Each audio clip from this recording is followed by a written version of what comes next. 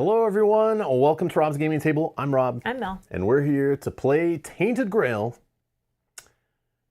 Kings of Ruin. Oh, I noticed my head's cut off. Fantastic. Just don't. Yeah. Don't get too excited. I was playing this. I just don't want to stick my head up too high. Although when you're playing a game like Tainted Grail, you know, we might be more like deep into it, you know? Welcome everyone to the live stream. Hello, if you're new to the channel. Nothing ever goes completely correct here. And right, something's always wrong, whether it's a rules mistake or, you know, a crazy off-topic rant or just, you know, something wrong with my stream scenes, of course. You're cutting off your head a little bit. Yeah, but I can try to fix that in 2 seconds, but welcome.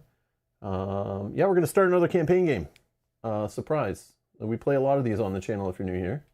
If you haven't already watched, you're going to need to 100% go back and watch all, like, 40-something hours of us playing Tainted Grail Fall of Avalon, the game that came out before. No, I'm just kidding. You don't have to watch any of that. This is just another standalone game in the series. But if you did want to do that, then come back and then tell us what happened. Yeah. It's been over 6 years since we played that game. I don't think it's connected really in any way other than using a lot of the same mechanics. But what made me back this on crowdfunding, full disclosure, this is not a review copy. We weren't sent this by the publisher or anything like that. We purchased this, just the basic pledge, I believe, because it was so many years ago. I can't remember exactly, but we just purchased this. Thanks to the folks like these guys scrolling by the screen here for supporting the channel by clicking the join button down below or through Patreon. If you want to support us here to allow us to sit here on a Saturday afternoon with you guys playing board games and live streaming for you, feel free to check the video description for more information. And if you're looking for other episodes in this series when they're scheduled or after they happen, you can also find that in the video description. There will be a playlist link down there if you're looking for episodes. But you can always check out our live section or our playlist section, search Tainted Grail. In fact, I think that game wasn't fully live, but you can find the playlist section or just search the channel for Tainted Grail Fall of Avalon to see us play through that game if you're interested, which I just looked this morning. I was looking at some of the stats on the channel, and it is actually right now, I think in the top like 3 things that's being watched on the channel is episode 1 of Tainted Grail Fall of Avalon series. Currently. Right now, yeah. Like in the last 48 hours, it's like one of the top things being watched on the channel right now. So I don't know if there's like, they announced a reprint or everyone got it for Christmas, like, or is getting it for Christmas, or like, I don't know why people are going back and watching that one. Interesting, very interesting. But yeah, let me try to fix this. I can't do 2 things at once, obviously. That's okay. Sean says it was 2014, I think, that we played that. Oh, was it? No way. It's just your best video, says Yogi. But people know that, and then they just keep watching it over and over? I think being our best videos is a very subjective thing. Yeah. I'm still trying to make our best video. It hasn't happened yet. Yeah, you had 6 years to make a better video. Yeah, we haven't done it yet. We're still trying. Sorry, I'm just trying to... I am trying to figure out what is happening here.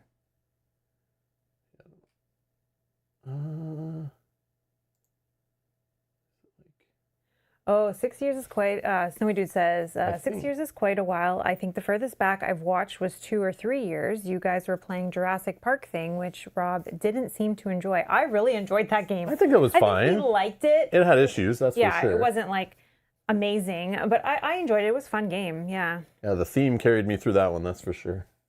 My nostalgic love for Jurassic Park, the first movie. Yeah. Kept me playing that one for sure. I'm trying to figure out what's happening. Let's see.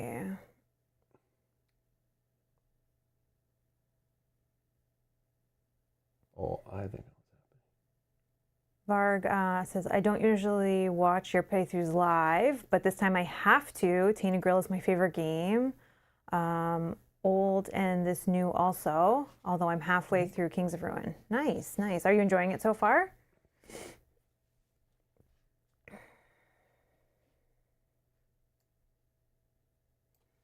Oh, people are still waiting for this game? No way. Oh, in other languages maybe, right? Yeah, in Poland. Yeah, in other languages. Yeah, we've had this game for a bit. I feel like we got it earlier this year. Maybe even late last year. I can't remember when it actually showed up here in Canada for us. But we were in the middle of playing other games at the time, and I was like, oh, there's a bunch of minis to paint. So we just kind of put it on the back burner and was like, we'll get to it eventually, no rush. Plus, it's full of spoilers, warning, full of spoilers. If you plan to play through, that's part of the fun of these games. It is replayable, and you can do different branching paths, play with different characters, see different storylines and stuff. I'm assuming get different endings, but if it's anything like the first game. So yeah, keep that in mind. There are spoilers if you do plan to play through it, especially if you're using the similar characters that we're using. I would assume you'll see some of the similar things, but I know there's choices in most of these games of branching paths, and if I choose this and you choose that, we might go to a different area of the map or whatever. Yogi has an interesting comment that I want to bring up because I was curious of this myself. Yogi says, I played through this and intentionally picked characters for 2-player that were not recommended. So in the rulebook, they kind of recommend if you're playing 2 I was players, you wondering play this. these. Everything worked perfectly and it was awesome. Yeah, so I wasn't sure because... I was going to talk about that. Okay, I have the page in the rulebook open and to explain why we chose the characters we chose, which again, I wanted to get some feedback on it. But we could switch our characters like in the beginning of the stream, no problem, get out the parts, whatever. We're doing it live. So like, it's not the type of campaign where we can just switch our characters after the first episode. I don't want to do that. Right. So they had a write up for each character. And yeah, we kind of were like, okay, cool. But we'll show that in a sec. I just want to make sure. No. I don't know what the, oh, That's I okay. don't know, hold on, maybe. Yeah, I don't know what is doing this. Okay, hold on. But yeah, we'll look at that in a sec. Fix there. Have we been touched by all of the flu garbage going around Ontario? Got it. Rob and I know, but our daughter got it. Whatever it was. Yeah, I read a bit about it. I saw some like doctor post on Reddit from Ontario saying like the flu shot that was created this year. Flu shots are created in like February or something of the previous like fall or previous winter. And then they use that time, what flu strands are going around then, and kind of try to do a little prediction of what's coming this later in the year. So they make their vaccines and they hope for the best. And then when they come out in the fall, we get them right away. Like I go get the vaccine right away. I get COVID and the flu shot together, and we all get it. And then, but this year they missed one of the variants of the flu. There is some protection, like for some of it, a little bit. But yeah, they missed this year, and that happens some years where like the vaccine only covers certain flu strains. But they supposedly missed one, so there's like some outbreaks happening, and like it's affecting like there's young and elderly. You're like it's hitting them, and there's some young kids and some older people passing away at higher rates than previous years because of it.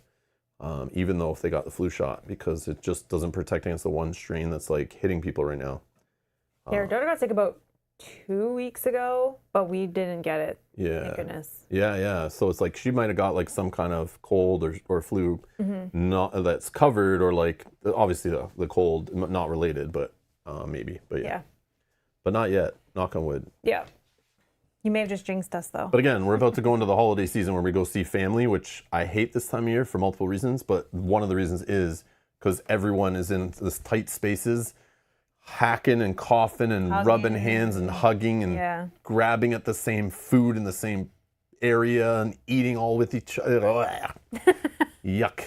And then always you come after that, it's like not as bad as going to Gen Con or something where you get the con crud, because it's even more people touching things and whatever, especially in tabletop gaming where we're all passing components around and playing with the same demo components that like hundreds of people have already played with that day, But yeah, it's like you can easily catch something during the holidays because of just that. Like, not to mention the shopping, the going out. Like, it seems like retail's very busy. So like you go to just to get your groceries, and it's like more people are there buying stuff to get ready for hosting, and it's like just more people touching and sharing the same things. It's like, yeah, I'm not a germaphobe.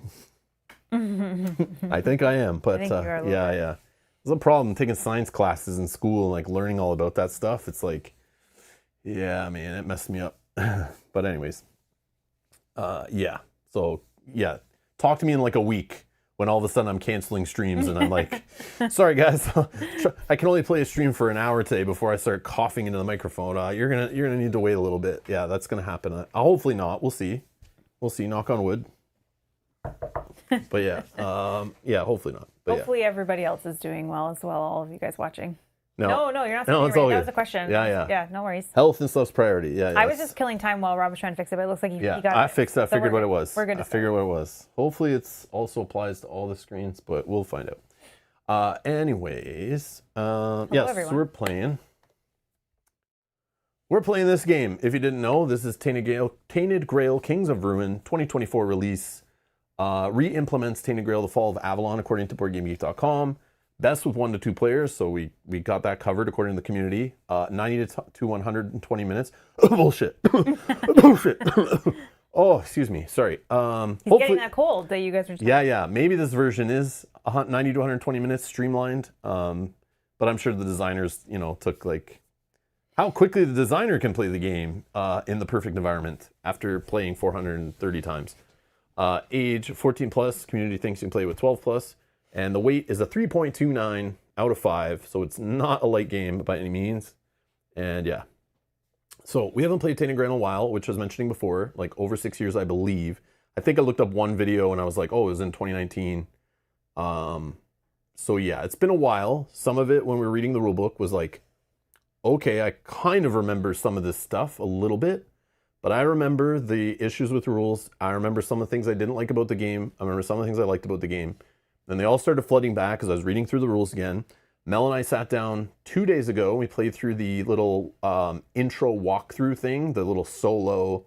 They did exactly the same as Tainted Grail.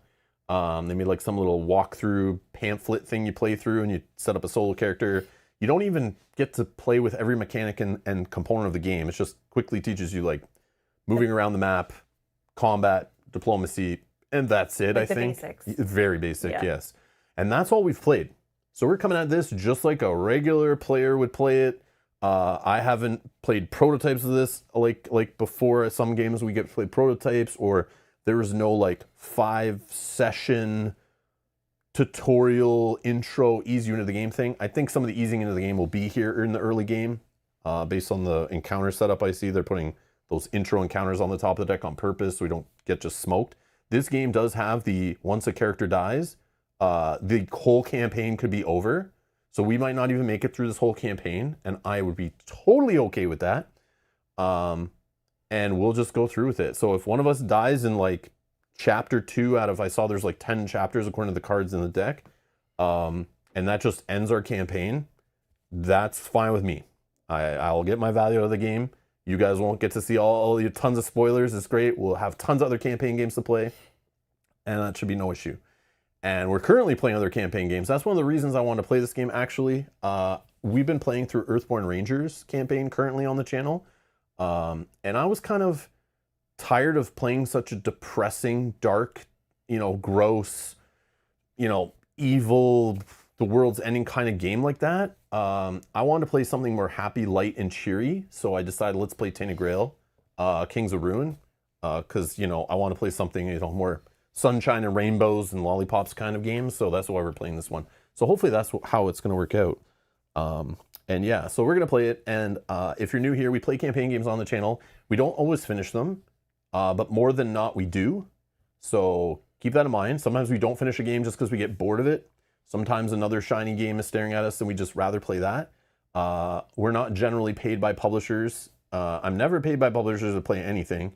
But sometimes we get review copies for stuff and we'll play things. But most of the stuff we purchase on the channel through support from you guys. So thank you so much. And we're just regular gamers who know how to use internet cables and cameras to stream on YouTube. So keep that in mind. Like I'm going to play this game as much as I feel like playing this game, or how much you guys are interested in watching this game. So if you're really enjoying it, hit the like button, share the video, whatever.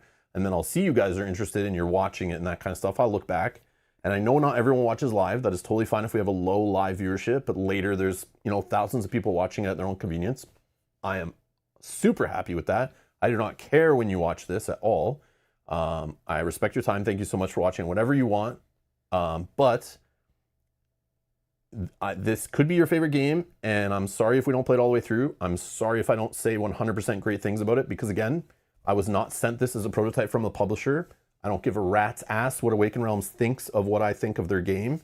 I don't care what you think I think of the game. I'm just going to blab out stuff about the game live on the internet, as I do, and try to have fun and mention what I like and mention what I don't like. And it doesn't always line up with your likes and interests and stuff, but maybe you can use some of that information to help you decide whether the game's for you or not. based on things I like or don't like. If they're similar or the opposite, you know, like I might not like the miniatures in the game, but you might love them, and like my tastes versus your tastes, and that might help you go one way or the other, and it's fine. Or you can just ignore it all. That's great. But we're gonna try to play through it. We're gonna try to do as rules correct as we can. But again, we've not pre-played this like we do with most games, where we play a bunch of sessions to really get the rules down. We just played what they gave us. We're gonna play through it live on the internet. So if you guys notice any rules mistakes while you're live, throw them in the chat. If you're watching later, drop them in the comments. Help other people learn from our mistakes.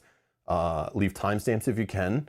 And feel free to chime in, no problem. We don't take offense if you point out like, oh, you dummies, you forgot this card at this time and missed this trigger. Like, we're playing it live, so like mistakes will happen. And this game is not the most streamlined game still. I thought this new version was gonna be pretty streamlined, but like, just looking at the party mechanic sprinkled throughout the rulebook, and it's like, you can share resources and pay for stuff in a party when you're in this situation, but not this situation or this situation, but maybe this situation. But in this situation, only these resources and not these resources, and blah, blah, blah. It's just like, okay, man. All right. So we're going to mess up for sure just based on the rules, but this is an Awakened Realms game. That's totally expected. And we're playing the English version, so it's like not their main language kind of game. So it's like we expect things to fall through the cracks on translation. Wuhan, thank you. Again, YouTube's... I think this is this Mark? Yeah, I think it's Mark, but it's like, again, I can't, the YouTube is using the stupid @ symbol things, or the @ tags or whatever now. Yes, now we don't know who you are again. Yeah, not people's regular usernames, so I'm so sorry. I think it might be... I think it's Mark. But thank you for the 38 months. Love you and your opinions. Keep it real, Rob. Thank you so much. Thank you. Thank you for the support. But yeah, I'm just letting people know who are like new to the channel. I know a lot of you guys probably already watched and you know how it goes here, and it's fine. But yeah, we're not usually in a rush to get through the game. We're kind of doing it live, having fun. Just like if you came over to play a board game with us at Rob's gaming table, you're at my table. This is how I kind of do it. Trying to be my own thing on YouTube, not just clone everyone else and get, you know, prototypes from the publisher and tell you it's the best game and you should buy it, even though I've probably haven't even played it. I don't want to do that kind of YouTube thing. That's not me. So we just play games. We're gamers, real gamers. We play lots of games, and we play them more than one session and put them on the shelf to collect dust. So we're going to play through it a bunch, get a good feel for it.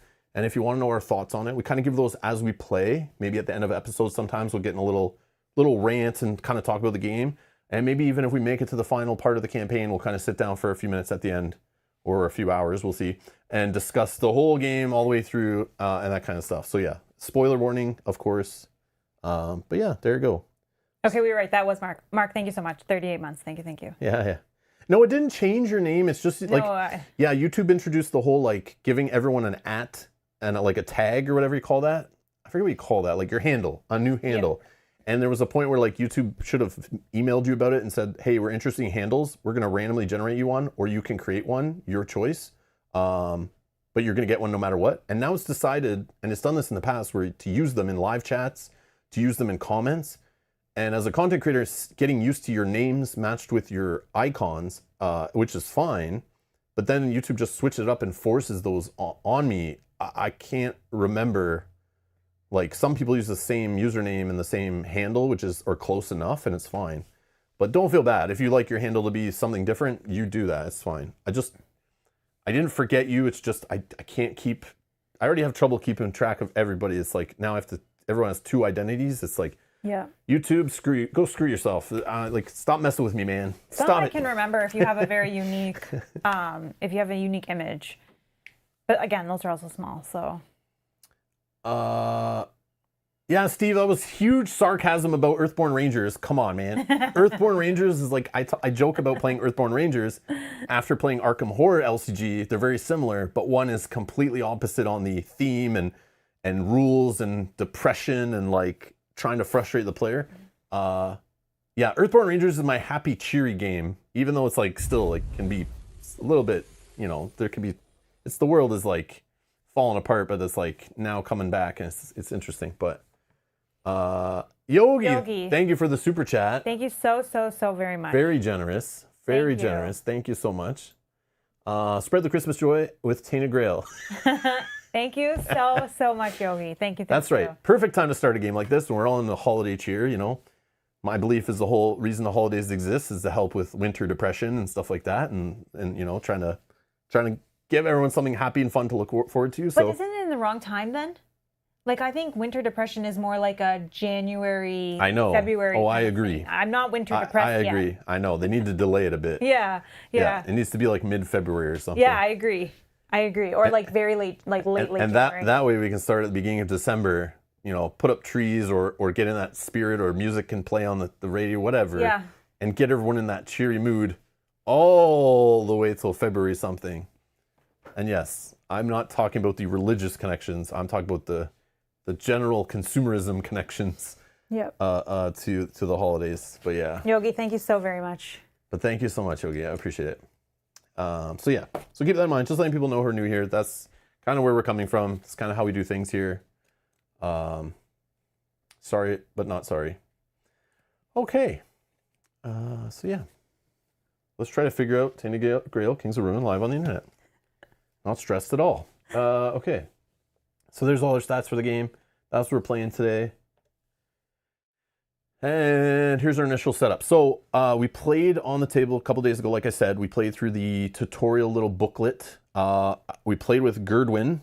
And Mel and I sat together and kind of played solo together. I read the book and she did the actions and we went through it to kind of get an idea. Kind of brought back some memories of how combat worked. But like, again, don't think because we played a ton of Tainted Grail, we've literally played no board games since and we remember exactly how that worked.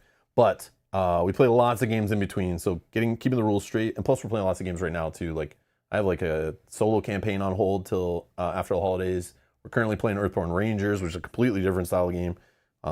Which also might be on hold a little bit. Yeah, we'll see. But we're gonna start this one, see how it goes. But in general, I forgot to mention too, I probably should. The first Tainted Grail, again, you go watch our thoughts and our playthrough on that. We played a long time ago, totally different time. But what I do remember about that game, I just want to mention this, is I remember I like the theme, I like the story, I think, and yeah, I love adventure games, so I like that aspect of it. But there are some things that bothered me and why I didn't get and care about getting the expansions for Fall of Avalon, and why I didn't chase that down and didn't want to play and just would rather play so many other games after that. I feel like I got my fix of Tainted Grail. I was totally ready to move on. It was a cool moment in my board gaming journey. But the things that bothered me, and I don't know, even when I was looking at this to back it, I was like, I don't know. But it was a new standalone game and they mentioned they like fixed some things. Again, that was years ago. I don't even remember what they mentioned. I think like the Menhir thing was kind of like they changed it and fixed it a bit, maybe. But I hated the Menhir stuff. There were some scenarios where it just like felt like a rushed race through the scenario where it's like constantly like build a Menhir, race through tiles, get as quickly as you can before they go out and you just die. And those were annoying. The other thing that was annoying, the combat was okay. I remember it was kind of neat at first. But I remember getting really annoyed when we're in the story and we're exploring the map and then constantly guardians or book events or location events would just start combats or diplomacies in the middle of things. And then we have to like slide that out of the way, set up a card, and then we'd have like 63 cards long, this giant 2-player diplomacy going like multiple rows. And I'm like, okay, finally after an hour of that diplomacy, let's get back to the story, or 30 minutes, whatever it was. It just felt like it would always put a break in the fun adventuring story. Not fun. I find it fun, but it's very like interesting to me is the story, the world, the exploration part of it. To then go to that combat, which was again, interesting at the beginning. By the end, this is just my memory. I don't know if this is how I really felt at the time, but I look back on the game as like, I got bored of that combat and it became an annoyance. And I really got pissy every time it was like, okay, let's break into another combat or diplomacy in the middle of you reading the book. Okay, put the book down. Get the card out. Okay, we're going to battle get your deck out. Shuffle your deck up. Let's go to this little connection puzzle. And it's like, oh, again? Like, I feel like those should only happen like once or twice every session, not like as much as they were by the end. And I think it was the Guardians were super annoying. Mm-hmm. I remember hating that Guardian stuff at the end, and I don't remember why. Maybe there's too many of them. Maybe they're too hard. Maybe they kept slowing us down and causing us trouble, or just making us do combats more often. But I just have a very bad taste in my mouth with the Guardian and the Menhirs and the combat. And you're like, why the hell would you spend whatever you spent on this game then? Because there was mentioned how it kind of like listened to player feedback and they kind of fixed a few things, but maybe not. I don't even know if they fully did by the time it was done and printed. They could have just lied, who knows? But we're going to just play it anyway because I'm interested in playing this. And yeah, I like the story and that's going to drive it, hopefully. And we'll see. But that's why I'm telling you right up front, like, if we do not get past episode 5 of this campaign, I would not be surprised. If combat seems exactly the same based on what we played already, it might wear pretty thin pretty quick. But I guess depending on how often it happens. But Snez says that they changed the grind. Feel like this will feel way better for you guys that pushed through the previous iteration. Okay, exactly, Snez. That's what I got from when we were looking at the campaign. I remember at the time was like, okay, I'll give it a chance. I skipped all the expansions for the first one. This is a new standalone. They said they're keeping stuff people liked, changing a little bit. I'll give it a shot. I was like, it's worth the investment. I think it's fine. Even if we only play a few episodes, I'll do it for science. It's fine. So just letting you guys know that's how I'm approaching this game. So if you're like, why does Rob have that attitude, or why is he all of a sudden happy and liking this? It's like that's the mindset I'm coming into this with. So I just want to lay that out there up front. So you're not like, oh man, I don't want to buy this game because Rob's frustrated right away. It's like, no, it's because I spent lots of hours playing the previous one, and this is my like biases going into it. So just keep that in mind. Like don't hold it against the game too much. Not every game is for everyone. Not every mechanic clicks with every play group and types of games. So like what is something that bothers me could be your favorite thing. Just keep that in mind. So yeah. Yogi says if you play through your whole deck, you lose from memory. So like 20 cards would be the max-ish, and he never got that close. You don't lose. Well, no, you don't lose, but you can't do anything else, so you can't win. You have to like. Well, you're just done playing with the cards you're using, or you run away. Yeah. Yes, this is correct. Yes. So I think he's mainly saying like it won't get as bad as in the past. Yogi, did you use any of the story mode rules adjustments? I was gonna ask that other thing. Oh, I didn't even read those. Yeah. So one thing I saw somebody wrote online. I was looking at this morning. Where is this? There is, I probably threw it in the box lid. Hold on, I can bring it up in the rule book. But anyone who has any thoughts on this, now, later in the comments, we can adjust this stuff on the fly. But sometimes I've learned this with games. I usually am one that's like a pretty stickler for like, we need to play on the standard difficulty as designed by the publisher and the designer as intended. And like, we play lots of games so we can handle it. But then you find out like, some of these Kickstarter projects, they put no money into quality testing and assurance. So like they didn't play test past the first scenario that they used in their marketing videos.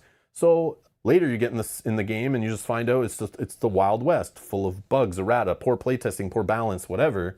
And then you find out later, years later, that people in the community will house rule things, come up with their own variants and their own using some rules from some of the difficulty raising or lowering to make the game feel better. So I know this has been out for a few months at least, and people have played it. So I don't know anyone's sayings, but we've learned over the years I'm okay with playing on regular difficulty, adding in an easy rule, or playing on easy but adding in a few hard rules. Like whatever we need to do for like a streaming to maybe keep playing through the campaign and having fun, and not just insta die on episode 3, stuff like that, and end the campaign. Because I will do it if that's what the designer wants. I'll do it. Who cares? But it was released in May. Thank you so much. But Yogi says no, but pretty much all streamers did, mostly because they couldn't work out the key combos. Oh, I love figuring out the combos and stuff. That's like the puzzle of the game that I play. I'm like a card gamer, so like that's part of the fun of the game. I like is like tweaking that deck and trying to make it so like it's smoother with your stats and stuff. And he says, to be honest, the difficulty in this game has a hump rather than a ramp. Hump. Like you gotta get over the hump first. Oh no, okay. Need to get through the. Okay, yeah. Yeah, this is what I was talking about. So they have these alternative modes in this game. So and we've learned this over the years. Like I remember Lord of the Rings: Journeys to Middle Earth. It came out. It was difficult and hard. People were like, they raged. So then they introduced later a like adventure mode in the app, which is like easy mode. So you can just explore with no timer. There's no pressure. And this game literally is like that, where it has a pressure. I remember there's like a time pressure to these Tainted Grail games. So they added rules in here where like you can take starting items. You can change how the health works, the waystone cost. character advancement, the passage of time. There's all these little rules that you can do the whole thing and play fully on story mode, or there's like all these challenge modes where you can make the game even more challenging. Oh, I don't think I would do that. Yeah, I wouldn't either, Not unless if I we was playing start getting again. bored. Yeah, exactly. If it And we becomes did too that easy. with Tales from the Red Dragon Inn, where we're like, okay, this game's like losing our interest. It's becoming easy, and maybe we're just too powerful, or we're just too good. I don't know. Or both. Or we're missing something in the rules. I don't know. But we decided to add in the hard mode rule or whatever, and it still didn't make it any more interesting. So we're like, let's just pass on finishing that game, I think, because we're just losing interest. But it reminds me kind of the Lord of the Rings, the adventure game, right, where you can play with no timer, and that feels like it wouldn't be as exciting, right? So like removing... Like Journeys to Middle Earth? Yeah. That one? The like Mansion Madness kind of one? Yeah, that's what I was mentioning. Was the same idea. Because some people just like want to experience the story and don't want to ever replay a scenario, don't want to ever restart a campaign. They're like, I'm going to play through this once. I want to see all the things I bought and paid for. I want to get through the end of the book. And as long as I'm feeling like okay with that and it's not that challenging, I like some challenge. I like to feel like I put some time in, and I love that. Again, I always go back to this, but like this is something that the game Demon Souls taught me, or Dark Souls, was that like, or I guess all the games on the Nintendo 8-bit system, the Nintendo Entertainment System from the 80s, no hand holding.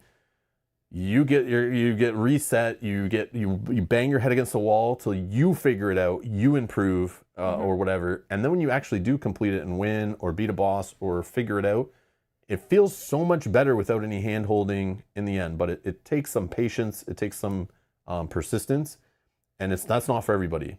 So like, I'm okay with that if like we have trouble. But this game is like you die and you're like, start your campaign over. So I don't know. But anyways, I was just curious if anyone thought that, should we play with Justice? Wait, what? You remove the health marker? Oh, just so you use a single token, so it doesn't affect your energy. So like little things like that. So like changing so your health doesn't keep a limit on your energy. That's one change you could make to make it not so super easy mode, but just like bring it down a notch, you know? Or like the waystone cost here. Change additional cost of activating a waystone to, instead of like, I think it's 2 magic per character, to 1. And then it says, oh wait, and it's missing the food cost. Oh, it's the wealth. The food or the wealth, right? Yeah. It's missing the food or the wealth cost. Interesting. So then I guess you'd have more food to spend on keeping your health up, so that makes sense. Or paying the blood price, which is normally like, I think it's like 3 health per character. Yeah. And then you gain 2 terror per character. Yeah. Which is pretty rough, but having it only 2 and 1, in both cases the energy costs the same.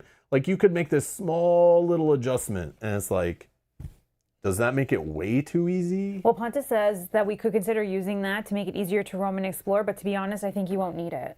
Yeah, I want to play it as intended, Yeah, I think so too. At least to start, and then we see if it's too easy or too difficult, then we can adjust. Let's just throwing it out there for those who've maybe played through the whole game and look back on it like Yogi and are like, you know what? Like maybe I would have done this. Or at 2-player, and if none of that exists, that's fine. We'll just play it as intended. But just something I like to think about, because it's like looking back on many of the campaign games we played, sometimes I wish I would have just asked at the beginning from other people's, what they learned and apply it to us, because we're only going to play through it once. So it's like, let's learn from everybody else and Yogi says, to be honest, you're going to run into puzzles, so you're going to have other problems.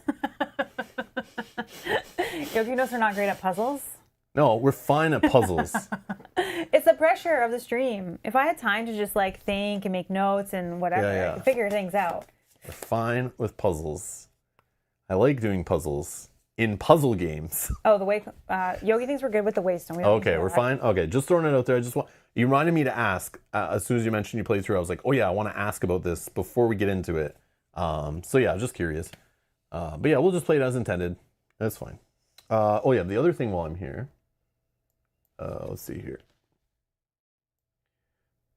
I don't want to scroll while it's on the screen. The stuff with the characters that we chose. Okay, where was that? Here. So in here, it mentions there are 4 characters included in the game. Below, you'll find their general overview. I read these overviews reading through the rulebook way before I knew what how the rules worked. So I had to go back and read them after we read the rulebook once. And it made a little more sense, but I still was like, oh, I don't know. I don't know who I'd pick. And Mel was like, well, wouldn't you just pick this character? I was like, a crossbow, and it mentions range. And I'm like, I just assumed. I was like, sure, I would normally do that. Yes, I'm not sure who to pick. I'll just pick the elf/ranger, rogue, or not ranger, ranger character, basically. The archer, whoever. I always pick that, whatever, let's have some fun. But then it mentioned this, recommended pairs. In a 2-player games, we recommend pairing Elgin with Ionis or Gerdwin with Osbert, as their personal story objectives are concluded in the same region. So I read this and I stared at it. I'm like, okay, what the hell does that mean? Does your personal story end in the second session? Does it end in the final chapter, final session of the game? Like, I have no idea. So how much of an impact does this actually have, and do I care? So I went, well, if they're putting this in here, it's probably a good idea to do this. And if it shortens our campaign, because it makes us not have to wander around and do something else, I'm okay with it. If it keeps the map smaller on the table to keep it in camera, I'm okay with that. So for me, I was like, maybe this is good for us. And I was like, Mel says, you'll probably play this character. So I'm like, okay, I'll just play this character. I assumed he would. And none of these characters really stood out to me just based on what was written. I was me neither. They're very, very generic. Like, yeah. I was like, I don't care who I play, whatever. So then I'm like, well, Mel, if we're going to follow this, that means you're playing Osbert. And she's like, I don't care. Sure. So I'm like, okay, we're playing Gerdwin Osbert then. I don't know if we're going to enjoy this, but unfortunately, a lot of campaign games we play lately, I feel like, they give you the option to switch. Mid-campaign, players jump in, players jump out. They give you rules to, if you don't like a character, switch it up, no problem. Or they give you rules how to level up a character to catch them up in the campaign. This game, I don't think, has any of that. So we're kind of locked in with who we're playing with. So hopefully you're okay with who you're playing. And the mechanics don't change drastically. It doesn't matter who you play. Just some stats or maybe a few card mechanics or whatever. It's fine. And I don't know if I'm going to enjoy playing Gerdwin. I mean, we could technically switch like this. Yeah, true. Where he takes the other one, and if he doesn't like it, but Pontus will read the letters on chat or on screen. Stream. This is what I'm trying to say. The only thing that makes me nervous about this guy, I sat down because I'm like, yeah, I'll just play him, sure, and then I'm like, he only has 5 health. Oh. But we'll see if we can manage that. Hopefully, that's not a problem. Oh, damn. Yeah. So I have 8. Hopefully, Rob will carry us. Well, let's read this and see how this maybe helps us how we play the characters and approach them for upgrading and stuff. Yeah. So, Gerdwin, a heavily armored arbalist. I don't know what that means. I meant to look that word up and I totally forgot. If only I was on a computer and I could just... Oh, Yogi said this guy's cool. Okay, I believe you. I'm sure they're all cool. Yeah, I think so. I'm sure they're all cool. Nope. Arbalist. Oh, a crossbowman. Oh. That's all that means? Oh, that's all that means. Neat. One who shoots a crossbow. Oh. So, okay, neat. Let's go back. So Gerdwin, a heavily armored one who shoots a crossbow from a famous mercenary group. Gerdwin travels with her heavy equipment that may sometimes be burdensome. However, she also brings the ability to hunt dangerous monsters from afar. Her combat is simple to play and features devastating but infrequent attacks that may require some setup. Okay. I was like a little reading that line. I was like, okay, sure. Makes it a little more interesting than just play and hit. She also offers one of the best edge profession cards among all characters in the game. Okay, so she's a tanky character. In diplomacy, Gerdwin is somewhat impulsive. Her deck allows her to gain value from discarding and removing diplomacy cards. This allows Gerdwin to get by in negotiations. So basically, she's really powerful in combat, but to balance that, we made her suck in diplomacy. But her teammates may not always be happy with some of her plays. Oh, great! So that sounds great in a co-op. We're gonna fight now at Christmas time. No, you're gonna play cards that do something. You're gonna be like, I'm setting up this cool play, and I'm like, I have to play this card or I die, and it's gonna destroy your card, which ruins your play. No. And then we're gonna fail the whole encounter, or we're gonna run. We should have maybe reread this again. No, I read this multiple times and was like, I'm just kidding. I don't want to pick this character. Then I would read the next character's lines, and reading everything it says, and I'm like, I don't want to play this character. And then I read all 4, and I'm like, none of these I want to play at all. So I don't know. But this one has a crossbow. So. Yeah, Mel just like, shouldn't you just play that? I'm like, yeah, I guess, sure. Gerdwin is a good choice for anyone looking for a simple but effective combat-oriented character or a tank who could take the hardest hits. She's also a good pick for players wanting to approach diplomacy from a different perspective. Yeah, a sucky one. All right, anyways. Osbert, this is who Mel's playing, Yep. a trickster and a gambler who travels the world with his companion, a weasel named Clyfar. So you have a little pet companion, I guess. Yeah. I don't know if it's just a story-related companion or it's like part of your cards and it's like a whole mechanic around it. I have no idea. I don't know yet. But Osbert's craftiness allows him to create simple items that help in many situations, but at the same time, as the most frail of all characters, he must be particularly wary of monsters roaming the world. Thanks to a lifetime spent as a traveling performer, he's a master of diplomacy and cunning tricks who features a variety of options for every diplomatic situation. He even has ways to make the encounters more profitable. His combat is the opposite, focused more on evasion and playing around the enemy attacks, though it does feature a few precise, powerful effects that require some work to pull off. So he's great at diplomacy, the opposite of me, and sucks at combat. But that makes potentially a You good would combo. think, and we hope it does. You hope it does. Osbert is a good choice if you want to pursue diplomatic solutions, or you like powerful effects that require careful planning. Then Rob to remove before they. Yeah. they This take is effect. the problem where I'm like, okay, there's all this planning. I'm just like, boom, blow up your card. Boom, blow up your card. You're like, I can't get anything going here. So basically, every diplomacy, I should just run from it if that's possible. I don't even remember. I know you can run from combats one at a time or whatever, I think. Or does everyone run? I forget. This is the problem with the party rules versus the regular rules. It's like trying to keep it all straight. I'm bad with that. But yeah, or we just need to be separate all the time, where we're rarely ever in a party. So it's like I'm always doing fights myself. I get in diplomacies. I just try to get out of them. You get in diplomacies, that's fine. Or if we find there's diplomacy and I suck at it, you got to go to that place and do it. Yeah, I want to stick together. I think. Yogi says just stick together. I think so. No, we're going to go the complete opposite directions. I'm going to play one game on the right side of the table. She's going to play one game on the left side of the table. Yeah. And we'll come together at the ending and the same region. Yeah, for our story conclusion. For a story conclusion right here. Oh my God. That's what's happening. So that's why we picked who we picked. I don't know. We'll see. Gerdwin and Osbert is a case of opposites attract. Okay. Yep. Good to know. Pontus says, his items are very good, worth the energy cost. Okay, great. Because I wasn't sure and I didn't peek at any of them and I thought I'll just... Yeah, we haven't looked at any of the items. No. Yeah, literally we just played with the components from the starting walkthrough or whatever, the tutorial walkthrough. And then we went through the setup page in the rule book the other day and got things on the table. And then we're like, okay, we'll just play on stream. It's a dark fantasy. You're meant to be a bunch of ragtag hooligans. Okay. Interesting. All right, we'll stick together-ish. Let's say that. At least at first.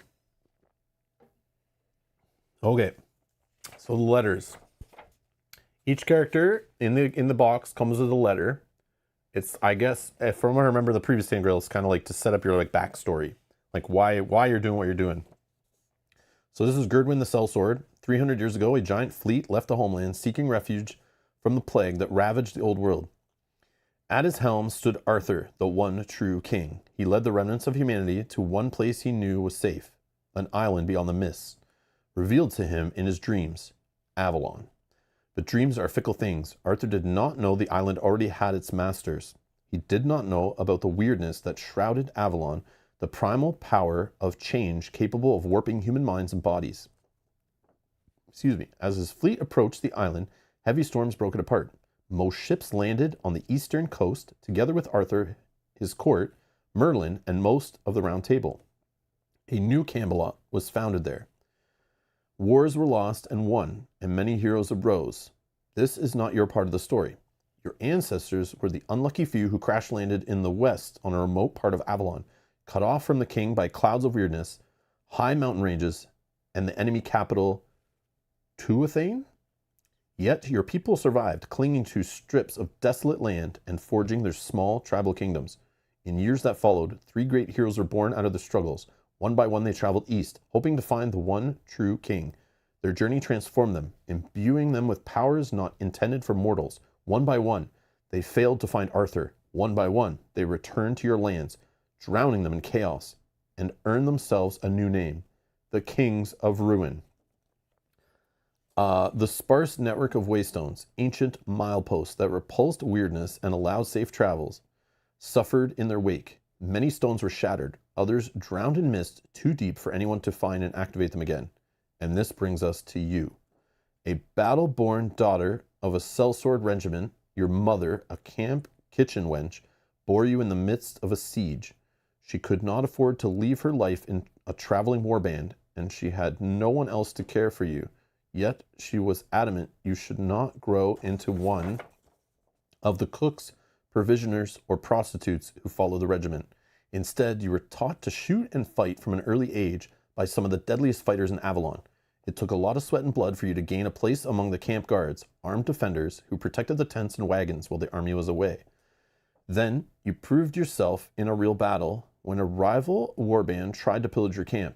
In time, you became one of a few women who became a full-paid foot marksman of the Iron Wall Brigade. Over the years, and through many campaigns, the brigade became your family until it was betrayed and destroyed when the kingdom of Lothian fell. The survivors shattered across several realms, but Keelan Coldfire, the brigade's commander, knew a day like this would come. There was a backup plan. Should the Ironwall Brigade fall, the survivors were to meet at a certain remote stone in Lothian a year later to regroup and start anew. If that proved impossible, they were to meet a year later or the one after that, or however long it took. And of all survivors, you were the most important one, as fate put the banner of the fallen brigade into your hands, yet you never made it. While you rested in the coastal area of Four Maidens, waiting for the full year to end, chilling news came. The last waystone on King's Pass, the crucial hub between various human kingdoms, fell. The lands of the pass were covered in weirdness so deep no traveler could navigate it. The final link between 4 major areas of Western Avalon was severed, and all of those who tried to restore it never returned. You could not make it to the meeting place. You could not return the banner where it belonged. Desperate, you kept hoping that the way to Lothian would open one day, certain your brothers and sisters in arms would still come to the meeting, regardless of how much time has passed. This spring, word reached you that the weirdness finally slithered back from the King's Pass. They say the damaged waystone at the pass is almost within reach. An opportunity like this won't happen again in many years. You could not wait. You set foot on the Lost Mountain Trail, just like many other travelers, merchants, messengers, and vagabonds. But unlike them, you do not lust for the riches of the lost human kingdoms. You just want to finish your journey and finally return home. Dun dun dun. Mel, you want to read your letter for Osbert? Osbert, the traveling jester. Most humans in Western Avalon feel cheated by fate. Should the winds blow in a slightly different direction, should the helmsmen stay their course just a bit better, their ancestors would land in the realms of promise under protection of King Arthur and his round table. Still, out of all denizens of the West, you have the most reason to feel cheated. When you were born, one look at your unusual proportions was enough for your family to decide you were weird touched. Your mother had to flee the village, cradling you in her arms. To buy you safety, she went as far as one of the coastal towns where you grew up a pariah, son of a dirt-poor refugee, mocked by other children for your small stature and ragged clothes. Eventually, you were accustomed to others laughing at you, that you turned into a trade performer, performing small tricks and making travelers smile for a coin. And sometimes it was your traveling weasel and only friend Clyfar who performed tricks and drew all the attention while you were quietly cutting purses behind the backs of the audience. After your mother passed away, you and Clyfar took your trade to the road. For years, wandering from farmhold to another and performing your tricks, your skills in gambling. And if both failed you, your uncanny ability to fade into the shadows. But these years weighed heavily on you. Secretly, you dreamed of becoming more than just a butt of a cruel joke. Then, in one of the backwater 4 maiden towns, you came upon a nobleman addicted to gambling. When you helped him part with everything he owned, he wagered one last thing that made your eyes sparkle: a deed to the house on the lands of Verdina. You won. With many witnesses who assured he could not dispute the outcome. Unfortunately, you began your preparations to depart, dreaming of your new life as a manor lord. Everything turned into yet another cruel joke. The last waystone on King's Paths, the critical hub between various human kingdoms, fell.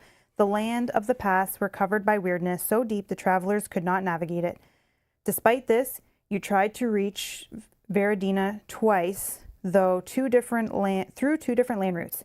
You even bought passage on a ship of an insane captain who insisted Skellies would guide you through the fog. All these attempts failed horribly. With no other choice, you returned to your previous life, made even more miserable by the deed in your pocket that filled your head with dreams of a better life unclaimed. This spring, word reached you that the weirdness finally slithered past the King's Pass. They say the damaged waystone in the pass is almost within reach. An opportunity like this won't happen again in many years. Perhaps to make the largest final gamble of your life, you set out on foot through the Lost Mountain Trail. Just like many other travelers, merchants, messengers, and vagabonds, but unlike them, you just want a place to call home. Sweet.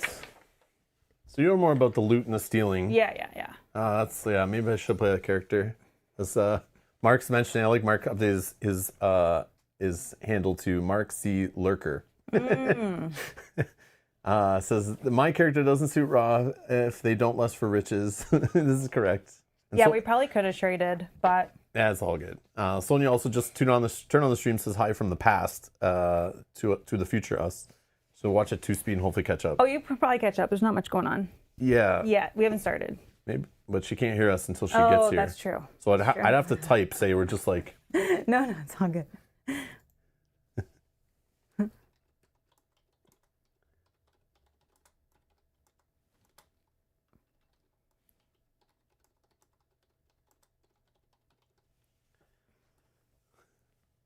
Oh, whoops. I meant to do the at Sonia. Whatever. that's okay. Okay. Sean wants to know how the rule books smell. I did take a whiff of them. I can smell this exploration journal.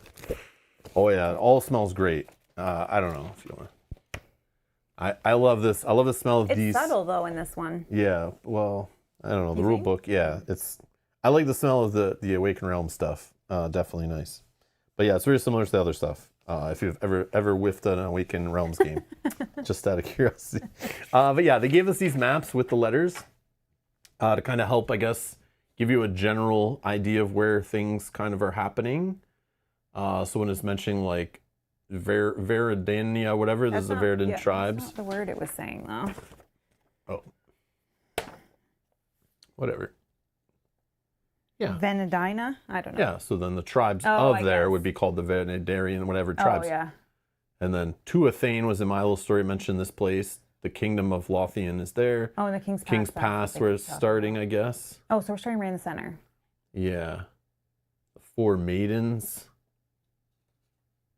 The Formorian province. Yeah, so this is where the story, I guess, is going to take place.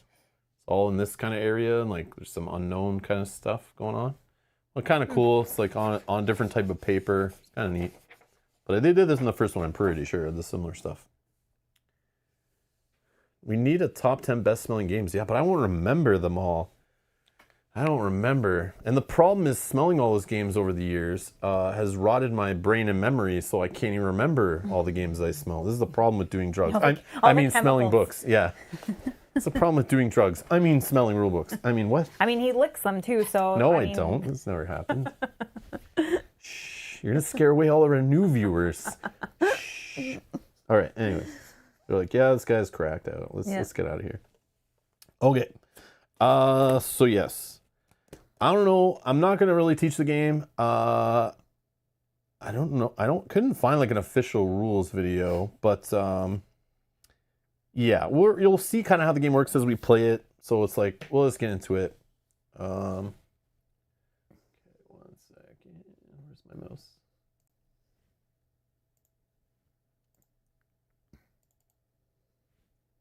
Get this to show up. Boom. There we go. There.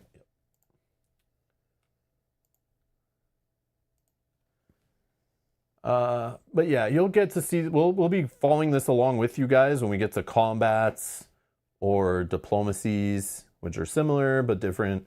But they give nice little reference cards. The back of the rulebook has a bunch of reference material for us, which is nice.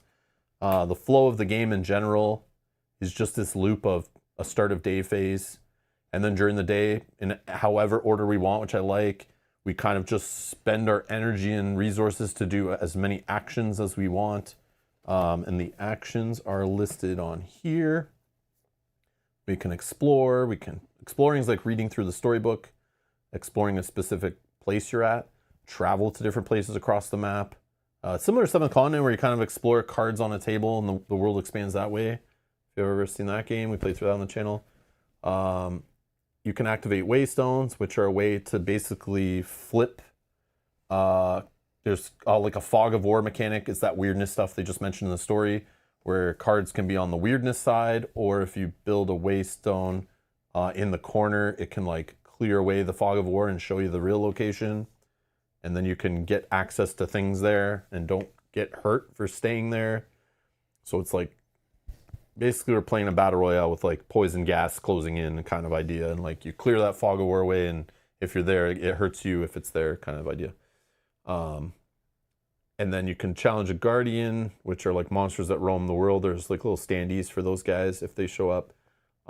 There's location actions that are different on every location. They might have one or not, and they're all different. There's character abilities, secrets, items, skills might give you different abilities or actions. We have some on our main board we'll show in a sec. And then once you're done, you deplete all your energy or just want to stop, you go to the end of day phase and you follow these instructions.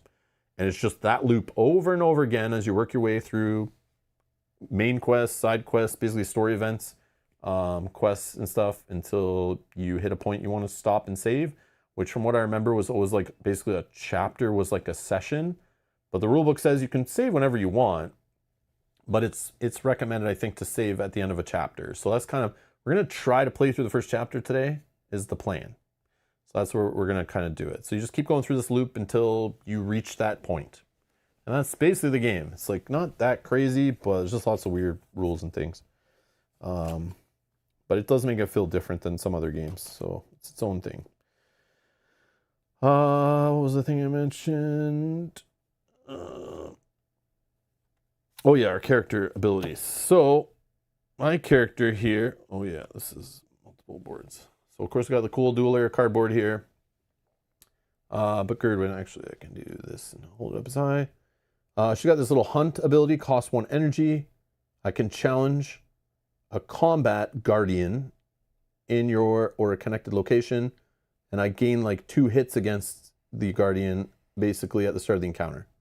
So it's like a little shoot first action. And then I have overloaded, which is like a punishment. So they put, the good action in green and the one you wish you didn't have in red. Overloaded. After you travel, if you have less than 2 energy, I lose a health. So she just... We gotta remember that. Yeah, she just sucks at walking. Or her equipment's too heavy. I don't know. I think it's the equipment's too heavy. Oh, okay. It's one of those things. Yeah, that's what they were saying. It was burdensome. Yeah, so... Okay, mine. What's Osbert got going on? Handcraft. So for 2 energy, I can gain one of the following consumable items: a smoke bomb, a snare, a fire bomb. Then shuffle the consumable deck once per day. I can do that. And then he has paranoia. Whenever you rest, if there is a guardian or a king of ruin in your location or connecting one, gain 1 less energy. So he's scared of them. Okay. Oh man. All right. Neat. Position will matter. Sure. Oh, the game will tell you that's good. Okay, that's perfect. Okay. The game great. will tell us when it's a good moment to pause. Perfect. Okay. I thought it used to do that, but it's been a while since we played the first Tainted Grail, so I was like, I think that's how we used to do it. Okay. So we went through some setup stuff. But just to kind of go through it quickly-ish here. We were told to put a starting location into play, which is 101. Put it on the normal side up.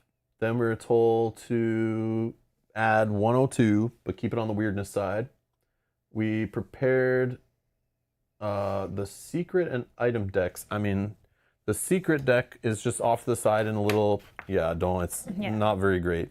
But the secret cards are stored in here. We got some other cards stored in this like removable thing from the base, but it's just built with that crappy like plastic that, is in cheap board games. And then the item decks, we've shuffled these up. We were told to get out consumable deck, which is the one Mel can yoink cards from. And then we have item deck A, but I think it adds, there's like item deck A, B, C, D, and E, I believe. And I think the game will kind of give us access to additional decks as our power goes up.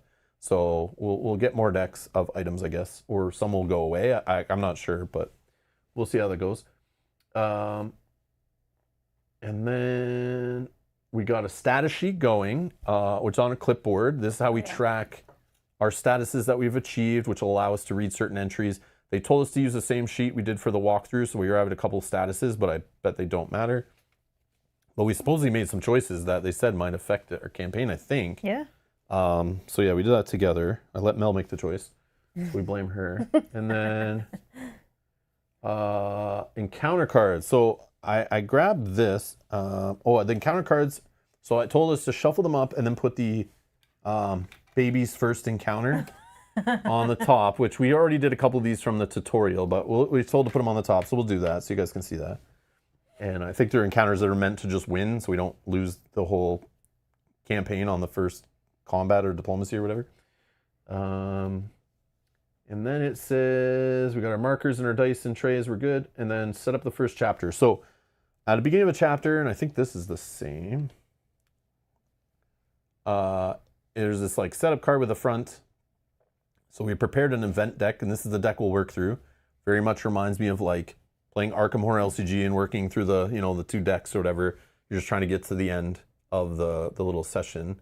And then it says shuffle the random event deck, which we did. Random events are there. You shuffled them. They're in that little tray. Yep. Actually, you can give them to me. I can put them in this tray over here, I guess. So they're like more readily available. I don't know if they need to be, but. Yep. Now follow the instructions on the back of the card. So then the encounter decks, it told us we're playing with 1 to 3 characters. Obviously, we're playing with 2. So use only the 1 difficulty, which I put in there. And then it says, then in each thing, use your first encounter, baby's first combat cards. We did that. And then it says, you are ready to play Chapter 1, the Kings of Ruin campaign. And this is where we just stopped. And we're like, okay, we got it set up. And this is where we're going to begin today. So we're going to skip start of day. As the first action of the game, all characters explore location 101 together as a party. I also just want to quickly note to anybody that's watching, the other day we went through all of the FAQs. We put little notes on anywhere that, like little asterisks, anywhere that FAQ was noted, so that way if we run into that. That was only like a couple. But I just wanted to say that was only like, what, two mistakes in the game they probably made? Because it's not the first Tainted Grail they made, so there's no way it's like multiple pages of screw-ups they did on a game that didn't even deliver on time. Yeah. Like, for sure they spent the money to make sure everything's correct in this giant, half a forest that was killed to make this exploration journal. I'm sure they only made like 1 or 2 mistakes, right? Like, they've learned to respect, the environment and people's time, and because we all paid money to have this giant book shipped in the box that weighs 10 pounds, right? Right. It's not like it's a huge bunch of errata, right? Well, I just wanted to let everyone know that as of Thursday, I guess, I don't know, like the 18th of December, I think it was, we did it. So if there's anything that's added after that, it's not in our book, but I've gone through and noted all of these down. So hashtag Rob Rant. Look at all these mess ups of like typos. The Book of Secrets was way worse, actually. Yeah, look at this. The location. There's like, it goes on and on and on and on and on and on. And even there's cards. Well, the worst one. And character boards. The character board, I kind of was like, whoa, wait. How is a character board wrong? Well, I guess I'm glad we're not playing Elgin, because, we'd have to, like, put a sticker on our board or something. Even the rule book has some typos. Like, come on, man. Yeah. But I've gone through and noted this on all the cards, on all of the places. So when we run into an asterisk, we'll come to this. And also, I couldn't find, but I'm pretty sure there's no digital. Like sometimes Awakened Realms or other games will like come out with a digital version later that they can keep up to date. And this is one of the reasons I rant about this before, which I love when games nowadays just use web apps or digital apps for their storybooks, so that way they can correct them on the fly. Yogi said there is. There is? Oh, I couldn't find it. I did some Googling quickly, but nothing came up. But yeah, the fact that they printed this giant book, and I don't know if this is the same issue as in the deluxe one that people got with like a beautiful like leather cover and like so big, full of beautiful art, and you can't even like play the game with it unless you have to mark it up. I think it's such like it's embarrassing. Like, I don't know. I'm not a fan of that. I think they need to stop that practice of if you're gonna not make sure your book is like correct, don't print books. Like, just do it digitally so you can correct it and everyone can have a great gaming experience and you not crush the environment. Like, and if it wastes money shipping, they could ship more games if they made smaller boxes with less giant storybooks. I know people love storybooks, but like, maybe it's an add-on. That should be an optional add-on. That should be the secondary thing, because it already feels like a secondary thing with how much errata's in it that they don't give a rat's ass to like delay it and then ship it with this. Like, come on, man. If you're gonna delay your game, make sure it's like, you know, your errata's like a couple entries, not like 50. Stupid. Anyways, all right. End rant. Oops. Wait, if you buy the game now, the rules books are not a corrected version.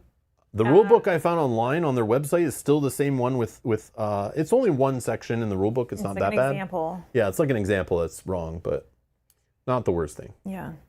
The book does smell good at least. Yeah, that's true. So I guess we start here. It's worth a good whiff, I guess. Would you pay for that though? No, not this price. This is too expensive. Too expensive. I'll just buy regular books. Just go to the bookstore like online and just buy regular books and smell those, you know. Buy some comics, smell some comics or something. Yeah, because does it have the colored ink, right? Yeah. It's just, colored ink that gets sealed up is like the best way to go. Okay, what they did is you choose Kings of Ruin in the OG Tainted Grail app on Google or App Store, and it has it all in there. Oh. Okay. Well, I'll look into that, I guess, later. Yeah, I don't want to do that right now. Yeah, but I was wondering, like, because I was like, are those updated, Yogi? I'm assuming. Yeah, yes? I would hope all that errata is applied in the digital one, and if it's not, that's even worse. Yeah. That's even worse. Okay. Okay, thank you for the information. Thank you. That makes sense. I was looking for just like a PDF or like a web app or some Steam app or something, but it's an official app. Okay, perfect. Okay. Thank you guys. All right. Let's go. So our first action we're has to be to exploring explore 101. Okay. Let's finally start playing an hour later. All right. We made it. I know, it's usual, fine. right? First episode of a campaign, totally expected. Okay. Shunned Lands 101. So we just read entry, where was that we're reading? Right here. So I guess you just go to the very first Yeah, I think you just start reading. Okay. I see. I didn't know if we have to go to a number first. Okay.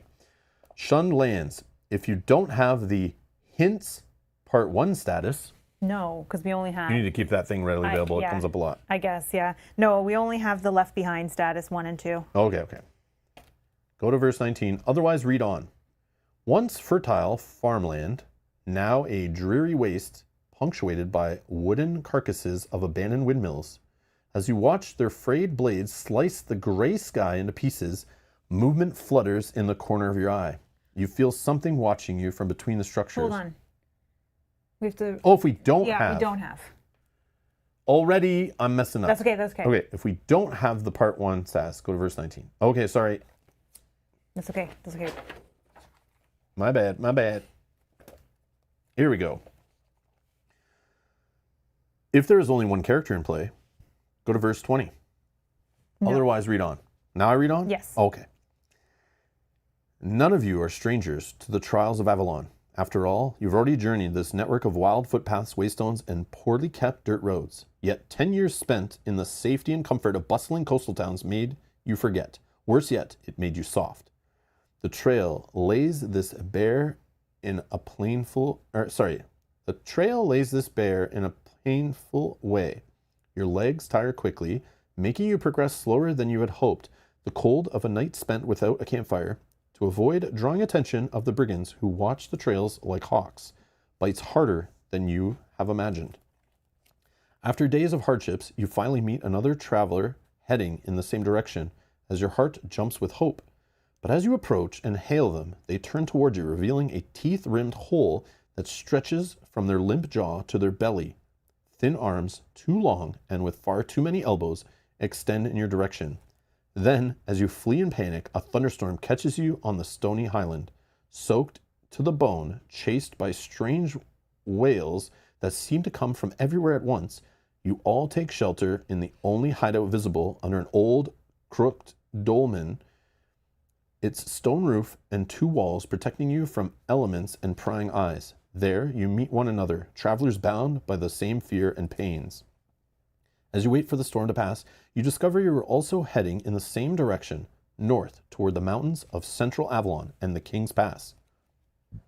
Once the sun finally pierces the clouds, journeying together seems the only reasonable idea. After all, it is good to have someone watch while you sleep or make bandits think twice about ambushing you. Then, as long days and even longer evenings by the campfire drag on, you gradually open up and tell one another what set you on this dangerous path in the first place. It feels good to share your loss, hopes, and fears with someone. It feels good not to be alone with your thoughts here on the edge of the weirdness that can hear everything and turn our fears against you.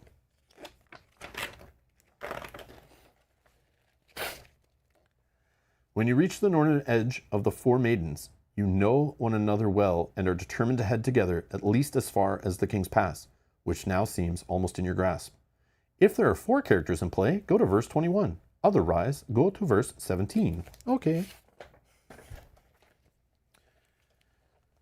The lively and safe coastal areas of Four Maidens now lie behind you. The path ahead, uphill and desolate, glistens with morning dew and floating wisps of opalescent weirdness.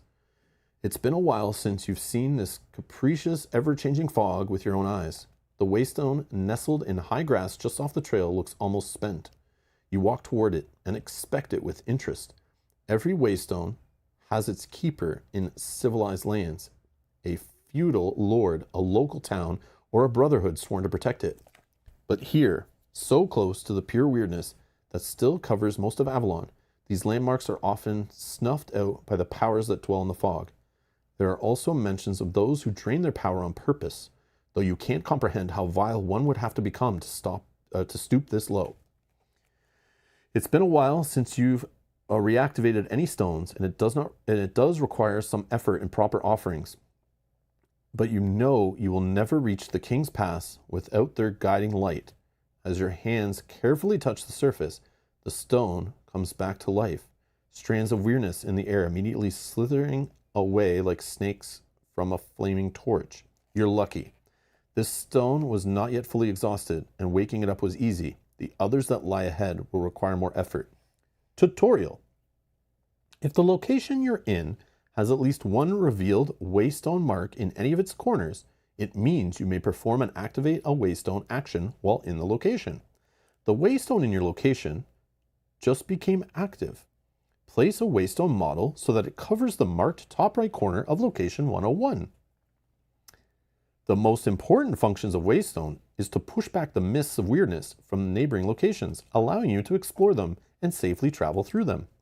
Each location card in Tainted Grail Kings of Ruin has 2 sides, a clear side with a brown frame and the compass icon. For example, 101 is facing clear side up, a weirdness covered side with a wire frame and the weird star icon. For example, 102 is facing weirdness side up. Whenever you activate a waystone, flip any weirdness locations that touch the placed model to their cleared side. Whoa. Wow. Okay. right now, location 102 to the north is still showing its weirdness side. Flip the location to its cleared side, named Crooked Sentinel. And we'll look at these closer in a sec. Please note that location 102 has 2 waystone marks in the bottom right corner and the upper right corner. The one in the upper right corner remains unoccupied. This means that once you enter this location, after resolving any lightning bolt rules, you will be able to perform the activate waystone action here. It will place a new waystone model in the top right corner of this card. Gain the Hints Part 1 status. Oh. We did it. Then it says, draw and resolve an event card. I'm assuming it's from the chapter deck we made, right? Yeah. Because the random ones, it says it'll tell you when to add them in. Then it says, then exploration ends. So we put the book away. And then we draw this, I believe. Okay, we found, this is a quest card because there's a Q in the lock icon. So we cannot discard this or whatever. It's like very important. We have to do this like our main quest kind of thing. It's 1/1, whatever that means. Okay. Place this card in your active events area. Now that the waystone is active, you steel yourself for the journey ahead, knowing that reaching the King's Pass won't be easy. You're about to take your first step on the road to the pass when a strange feeling creeps up your back. Is something watching you from the mist? Your initial exploration now ends. You are free to do whatever you wish to pursue your quest. Our quest is reach the King's Pass, where roads leading to many forlorn lands cross. Remember, you may explore location 101 again to find more exciting places and stories. The exploration action is free. Oh yeah, because it just gave us the hints. Yes. Which we know. Interesting. You want to look at these locations before we make any other decisions? Yeah, sure. So this is the Shun Lands where we're starting. You can do an action once every other day, I guess that's what the timer is there, to harvest wild crops just to gain a food. Once a fertile farmland, now a dreary waste punctuated by the wooden carcasses of abandoned windmills. Okay. And then the other location north of it is the Crooked Sentinel. There's like a little horse wagon thing there. There's a menhir. Oh, I think right now we should put the 104 and 103, right? No, isn't it when you move to them Oh, that maybe happens? it's when you move to that one, but I think it's when you move to it. Check the thing. Travel. Attach new locations if it has a waystone place. Yeah, so it's when you travel, not just when you place it. Otherwise, I think you'd never stop placing locations. It would just keep going forever, right? So when you enter this location with the travel action, you'll fire off this little thing, which is if you don't have the Hints Part 2 status, explore this location. What do we have? Just Part 1? Yeah. The crooked statue of a hooded ford dweller juts from the rolling hills. I wonder if we explore 101 again and we have the hints 1, if it'll give us hints 2. I don't know. I say we do it. Yeah, it's free. Free 99. Yeah. All right, so we're going to explore again. Yep. If you don't have the Hints Part 1 status... We do. Oh, okay. So I'll keep reading on. Once fertile farmland, now a dreary waste, punctuated by wooden carcasses of abandoned windmills. As you watch their frayed blades slice the gray sky into pieces, movement flutters in the corner of your eye. You feel something watching you from between the structures, but that can't be right. Only shadows dwell here, reminding sore-footed travelers of the region's opulent past. Choose one. So we have some options here. We can spend 1 energy to go to windmills. We can spend 1 energy, follow the mysterious shadow. Requires at least 1 caution. And we use the highest stat if we're in a party. Or courage, courage. No problem. Caution is the opposite of courage. Yeah. Which we both have 1, so we could technically do this. Well, only one of us needs to have 1. Yeah, but I'm just saying. If we're in a party. We're in a party, so it's good. We can turn back and return to the 4 maidens. I don't think we go back. Does that just end your whole campaign? And you're just like, screw this, I'm going home? Or leave exploration ends? Well, we're not choosing leave. So what do you want to do? Go to the windmills. Oh, man. I want to go to the windmills. Oh, geez. I didn't see that. What is that in there? A creature lurking in the shadows. Okay. So who's spending the energy? I have 6. What do you have? I have 7. Well, you spin it. All right. Sounds good. I have more energy and less health, so. Okay, so we're going to verse 3 at the windmills. If you have the Sharp Truth Part 1 status, nope. No. If you have the Songs of Avalon Part 1 status, nope. No. If you have the Negotiator Part 1 status, No. nope. If there is a time marker on this location, No, we didn't do that yet. Otherwise go to verse 5. Footprints of a small child weave between the fields and ruins, eventually leading you to an inhabited windmill. Go to verse 9. The family dwelling in the windmill somehow managed to avoid the worst effects of exposure to weirdness. Still, they are malnourished, half-wild, and suspicious. They treat you as if you were just another hallucination, or worse, a weird spawn. Ooh. Choose one. Attempt to gain their trust. This will test your diplomatic skills. Go to verse 18. Or leave. Expiration ends. Do you want me to try? Let's do it. Yeah, let's try to be diplomatic. Let's play the game. Yeah, All right. Yeah. Go to verse 18. Okay. I'm sure later we're going to be reading entries late in the campaign. We're like, let's avoid this. Yep, this does not sound good. We don't want to attempt it. We're going to die right now. All right. Find secret card 199. The Windmill Denizen's Blue Encounter. 199. Ooh, reading our first secret. Spoilers. Yeah.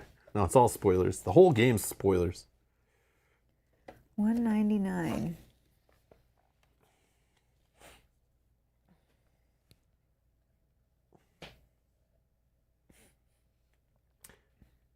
You must prove to them you're not just another weird spawn or hallucination. So it gets 3 times. We need a little die set to 3. I wonder if it's going to walk us through all this stuff. Resolve the encounter according to the standard diplomacy rules. Tutorial. After resolving any encounter drawn from the secrets deck, you should return it there. Okay. And not to the encounter deck, unless the game specifically asks you to add it to the encounter deck. For the conclusion, if the conclusion is in the green or the gray, gain the Negotiator Part 1 status and go to verse 10. Otherwise, okay, so we'll do that after. So we're kind of in the middle of the book. We're going to have this encounter here. We can do like this, like down and here. someone's asking if we can zoom in when we do the encounters. Yeah, we can do like this and do it across the bottom here. We'll try our best. And then I just need this. The problem, it tells you have like tons of table space, and it's like, I know this game becomes a table hog once you start getting into a chapter, but so these are Windmill Denizens. It's going to take 3 rounds to kind of run out, and then it looks at what your status is. We start in the very bottom red part here by that S. Depending where we end, we might get this reward of like in the green, gain a food, in the gray, nothing happens, or if it's in the red, the whole group will lose the health, and the whole group gains a terror. Oh gosh, we don't want that to happen. And basically the combat in this game, if you don't know, you're going to see it here, and we'll walk through it on the reference card, but, or the combat / diplomacy is all about connecting these little things to get bonuses by playing cards in specific sequences. I was going to put a little tracker on the side to track where our level is or whatever it's called. So diplomatic encounters, starting diplomacy. So we need to shuffle up our deck and we draw 3 cards. That little symbol at the start of that line is the whole group does this. So I drew 3 cards from my diplomacy deck. Set the die to the number indicated in the encounter duration, which we already did. Oh, we can redraw if we don't like our cards. Oh yeah, but then you only draw up 2 then if you discard them.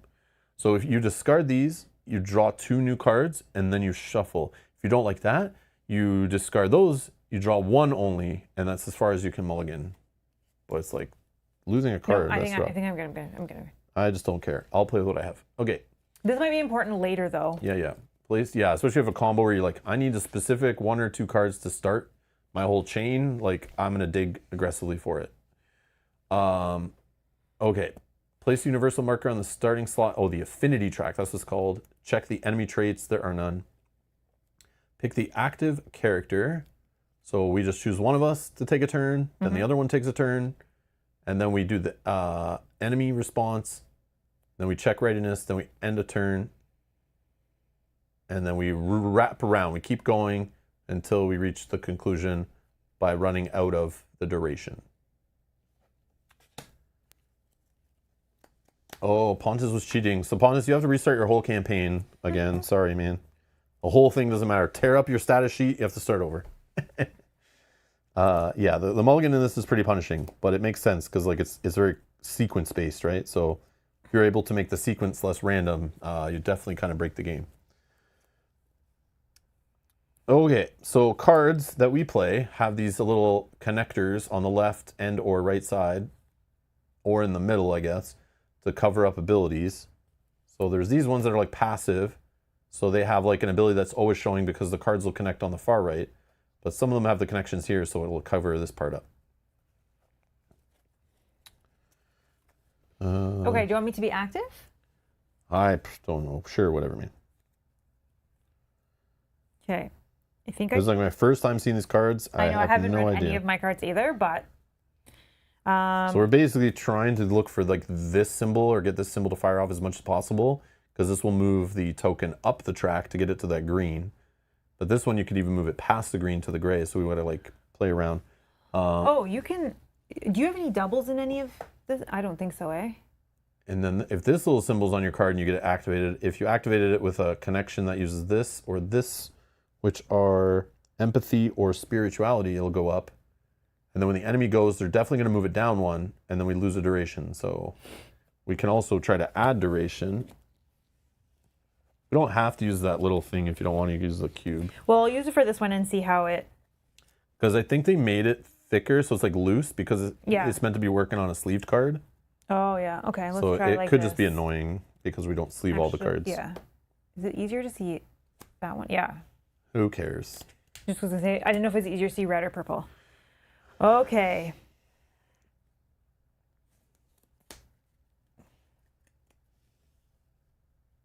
The problem with zooming in, you can't see our hands unless we Oh, hold yeah. them out.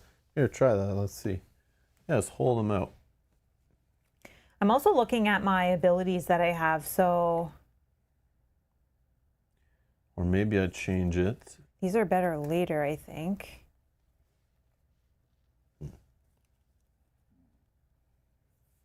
Like if I were to play this one first. Oh, this is not good though for you to play a second card.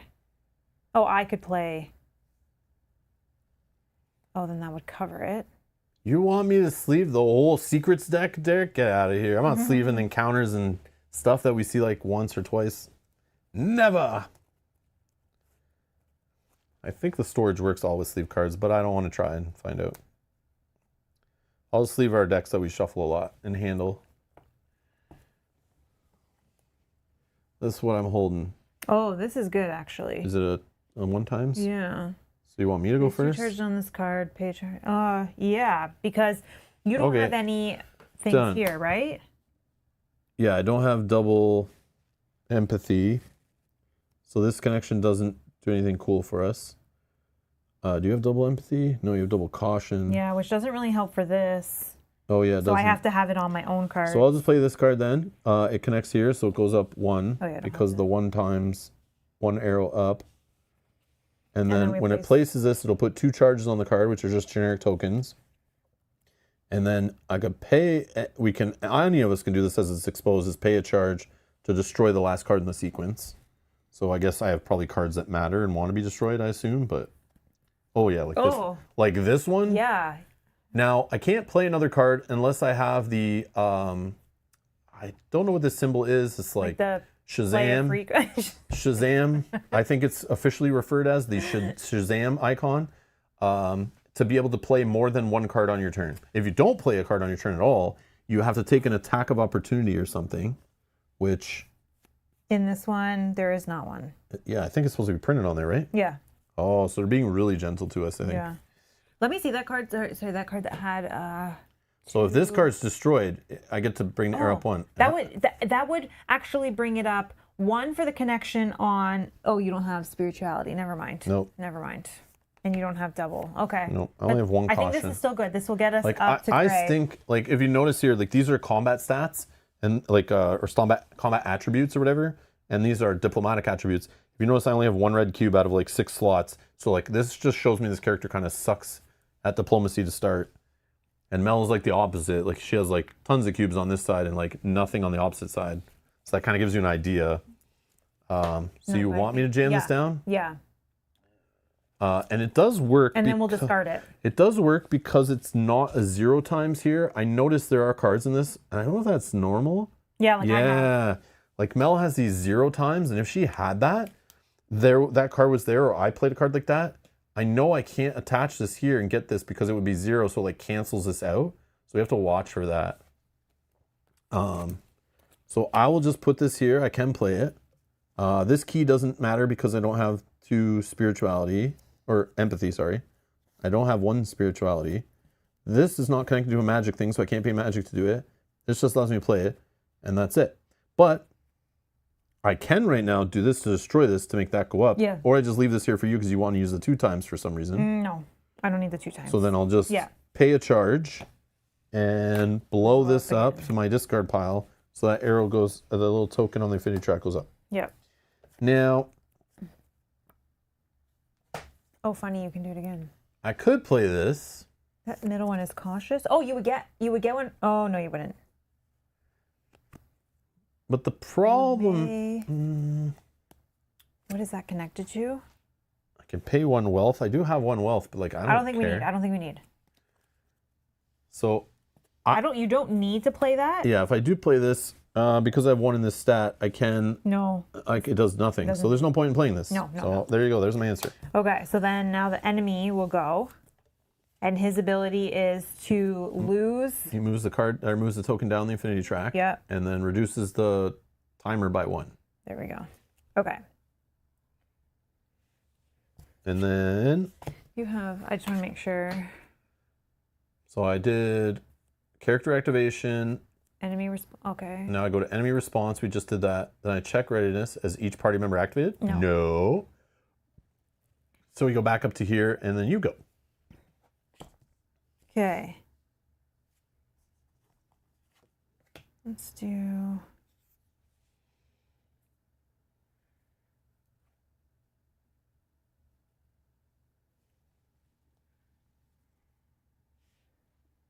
Two, 1, and 1.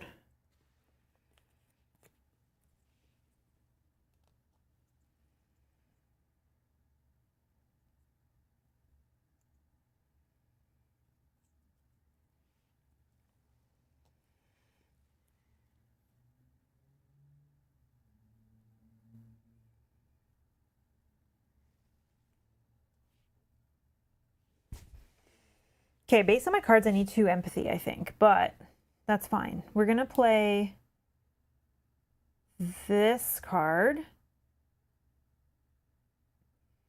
This first doesn't trigger because it doesn't matter, because it's the first card I played. Then this is spirituality, which I have 1, so that will increase by 1. We're back in the gray. Yep. And then when I place this, and this is no connection there. Immediately I can increase this and lose a time. So you can bump the track, lose the time, which we're like okay with that.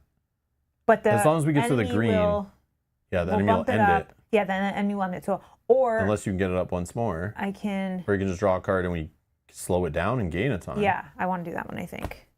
So I will draw a card, and I will gain a time. And then now let's see if I can play something since I just drew a card. Yeah, there's people in chat just asking to see the paint jobs and the minis. Oh, thank you. And Mike says, did Mel paint those? They look amazing. Thank you so much. They look amazing? No, I did it. That was me then. If you say they look bad, yeah, it was Mel. I think that's it, actually. Oh, yeah. That is all. Yeah, that's why we didn't play this game in May, because Mel had to paint it. Okay, that's my turn done. So we will now lose here and lose a time. But I have better cards now than I did before. So back to this. Both characters have gone. So we're checking. If each party member is activated, go to end turn. So discard down to 3 cards in hand. Draw a card. Skip it if you're panicked. Remove all time from character trays. Oh yeah, we would have put a token to remember who went first, but we like don't care about that. Start a new turn. Go to phase 1. Pick the active character. Okay, so now this. Do you have a? Yeah, what the? I got some special kind of cards. Wait, did you pick the right one? Nope. Nope. I drew from the wrong deck. This is the card I drew, I mean. Okay. You may. So really the only one that matters is this middle one for me. Yeah, I really have to put some attributes on that side. So if I... Yeah, I literally do nothing. Okay, hold on. I can do Yeah, I think you have to go first. this. And then I need something to connect to a free. Oh, I guess I could go and then like I can pay this to blow this card up and then... Does it give an increase? Does it up? Well, then it would just give me different connections. And then I could play like this card, for example, just to raise it up one. Or I could That play one this won't one. raise- That one won't raise it up one. Why not? Because it only raises it up one on Oh, the top yeah, and it's bottom. caution. I suck with... Yeah, okay. Yeah. Yeah, like why am I even doing this? I can draw a card. Yeah, I don't know. It's all you on this one, I think. Like I do have, I think this will be the ender. Discard a card from your hand to raise it twice. Yeah, we wanted to get it to like gray, so then when he goes to lower it, but you added an extra time, so it's like Yeah. I don't know. Oh yeah, the enemy activates after each hero, right? Yeah, I it think. did. It did. Oh, okay. I did it on after mine. Yeah, I think so. Yeah. I know, I drew a combat card by accident.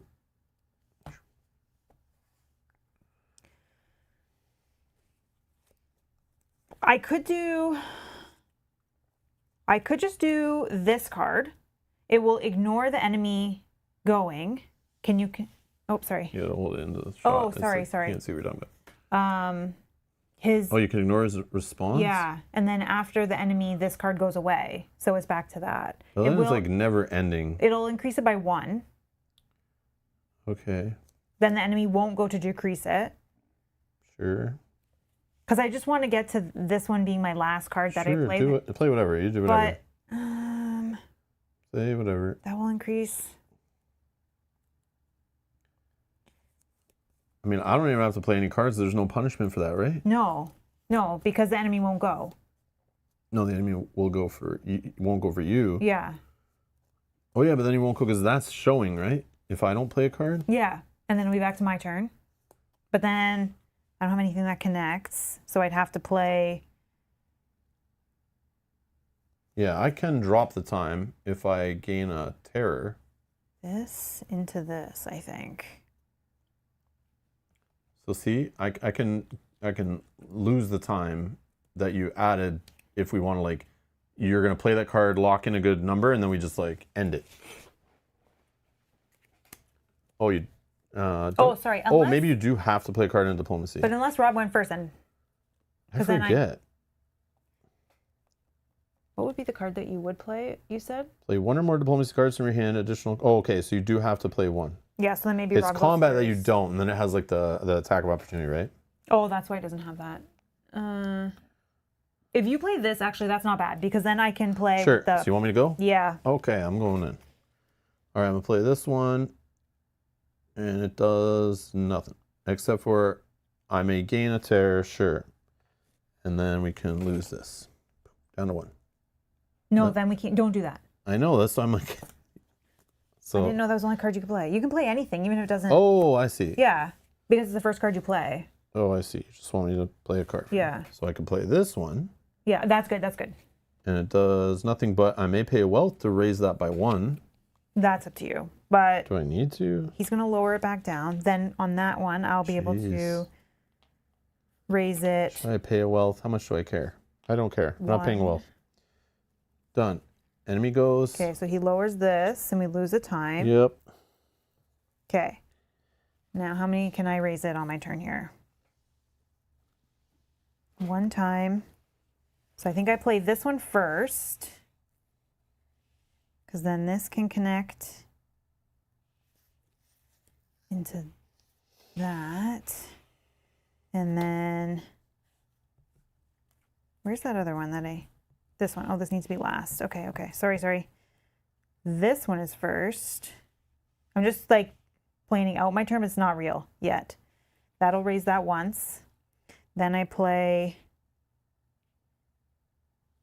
this. Raise it again. That's 2. You can only play this if you spin a magic. No, I have this here. You have 3 in that? No way, you have 3. Oh, it's 3. You would have to have like a little side. I didn't realize. I didn't side realize cardboard. It was 3. I didn't realize it was 3. I Yeah. could play magic though. That's what I'm saying. It's just. I could. What's this? When you play this, if affinity is green, you may gain 2 wealth. If you do, move red to the starting slot of the affinity track. Oh wow. But it wouldn't. So, okay, hold on then. Hold on. I just need.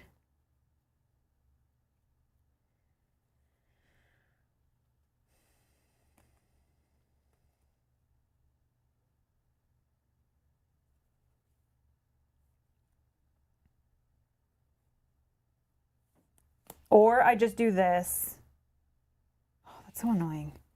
That's Yep. so annoying. Annoying is the word I'm feeling right now. All right. Sorry. I know. It's just. Okay. It's bringing me back to what I was thinking of the game. It's like, man, these just break up the story. We sit here through this little puzzle. Okay, I still can do this. Okay, we'll do this one first.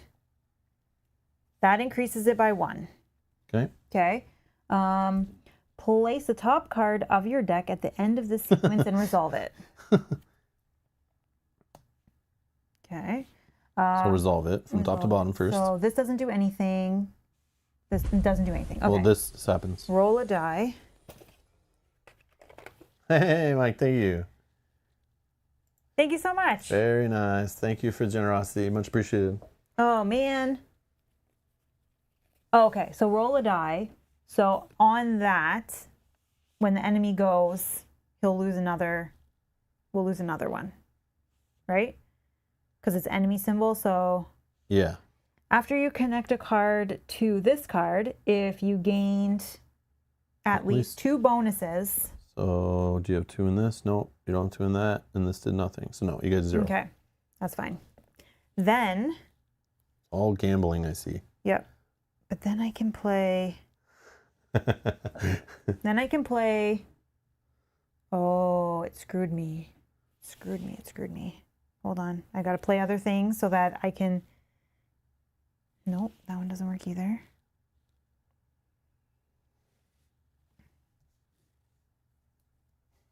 I got to pay magic. That's the only way it'll work. So we'll pay a magic to connect that one via magic. And then that'll ignore the enemy response. And then after the enemy response, that card goes away. Or actually, hold on. I could pay to get rid of this. Yeah, you could. Spend the last charge and destroy a card. Let's do that. We'll get rid of this card.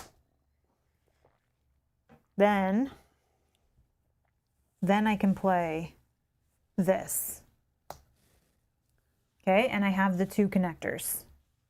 They're the 2 incautious. So nothing goes up, but we ignore the enemy response. So enemy doesn't go, and we go back to... And then you destroy this, right? Yeah.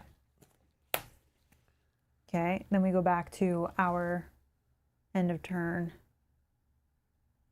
Our end of turn? Yeah, because you went first, then I went. Oh, okay. So end of turn. Discard down to 3 cards, then draw. Okay. Oh, I'm drawing from the wrong deck again. Did it again. I got a truce card.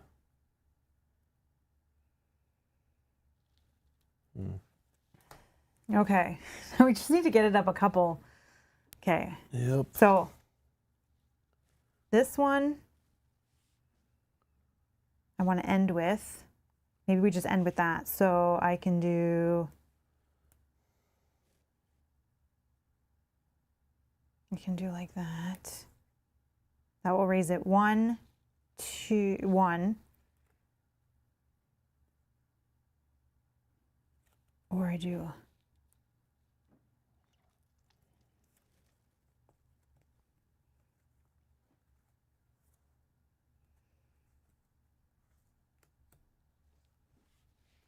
If I can raise it with.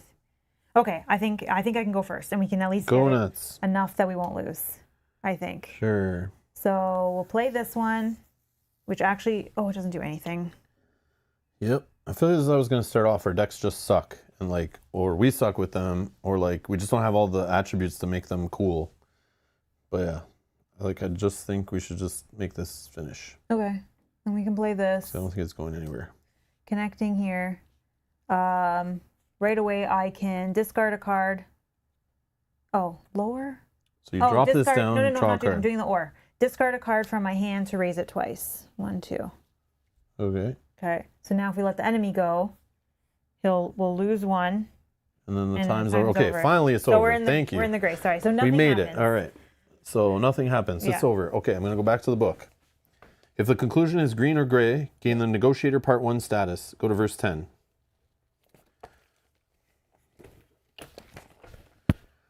The family invites you to their hideout on the 2nd floor of the windmill. The path leads up a retractable ladder and past thick oaken doors marred with claw marks. In a cramped room above, you learn that all settlers from this area fled soon after the weirdness came. However, these people firmly believe that the king in the east will return and save their land.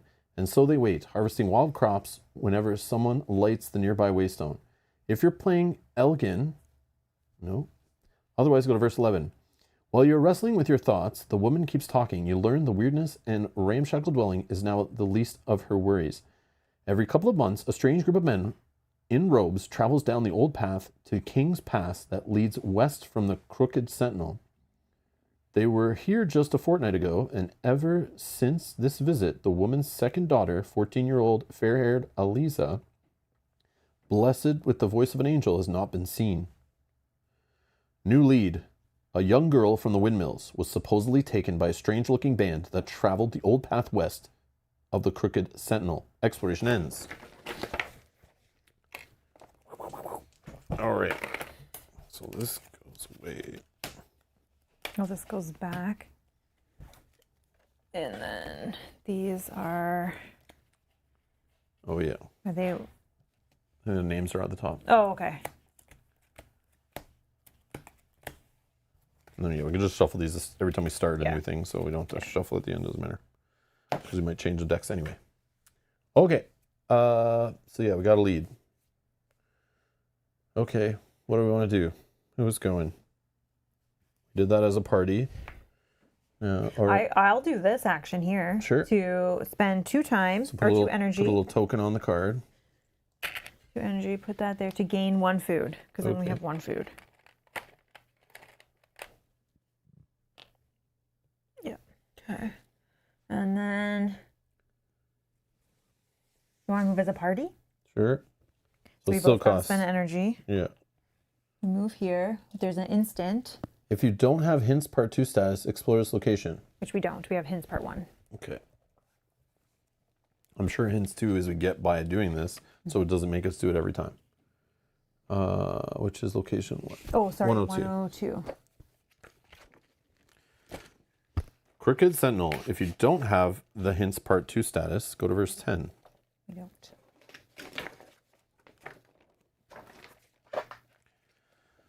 With the dreary, shunned lands behind you, you now draw close to King's Pass. You've already walked this road once in the opposite direction, though the time makes memories into a blur. You know there should be a narrow, winding trail leading up to the pass not far in the east. To the west, the land drowns in pure weirdness. You'd rather not take that path, as each step through this ever-shifting mist is a real danger. And spending a night in its coils can cost you your life or sanity. Still, they say that adventurers brave enough to walk beyond the lights of waystones sometimes find things that wouldn't be possible otherwise, for better or for worse. Tutorial. When you enter a new location, you first resolve any of the little lightning bolt instructions on the card. As soon as you complete them, check all direction keys of your location and attach any cards that match these keys to its sides. However, note that each location card has 2 sides, a clear side and a weirdness covered side. Any locations that have a weird stone model in one of their corners are always placed clear side up. Locations that don't, weirdness side up. Yep. Okay. Attach new locations now. Place location 103 to the right and 104 to the left and gain hints part 2 status. Okay. So I'm going to grab those locations. 103. 103 goes to the left, Yes. compass side up, Yeah. right? Yeah, because it's attached here, so we can see it's clear. To the right, I see. Okay. So it would attach this side up. It's the stone chorus. So when we enter here, we fire this off, gets 2 time tokens, draw and resolve a green encounter. You can also spend 2 energy here to hunt, where you gain 2 food, then draw and resolve a green encounter. Oh. The basalt walls of the narrow pass are covered in misshapen faces of stone, their mouths agape. Then it has this like vision symbol, which if we're in there at the end of a day, I think we can read a vision or something. Yeah. Okay. And then it was 104. Yeah. That'll be weirdness. Yeah. So the weirdness. So if we enter this on the weirdness side, each party member gains a terror. But then you get to read Book of Secrets verse 70. Huh. Ooh. You see only naked tree trunks emerging from the weirdness. Are those the mass of ships sailing in the opalescent sea? Huh? And they said west of the Crooked Sentinel was where the weirdos went with the girl? Yeah. Okay. Exploration ends. Okay. There's no actual events on this. No actions. Or actions. I don't know necessarily that I want to go to the weirdness.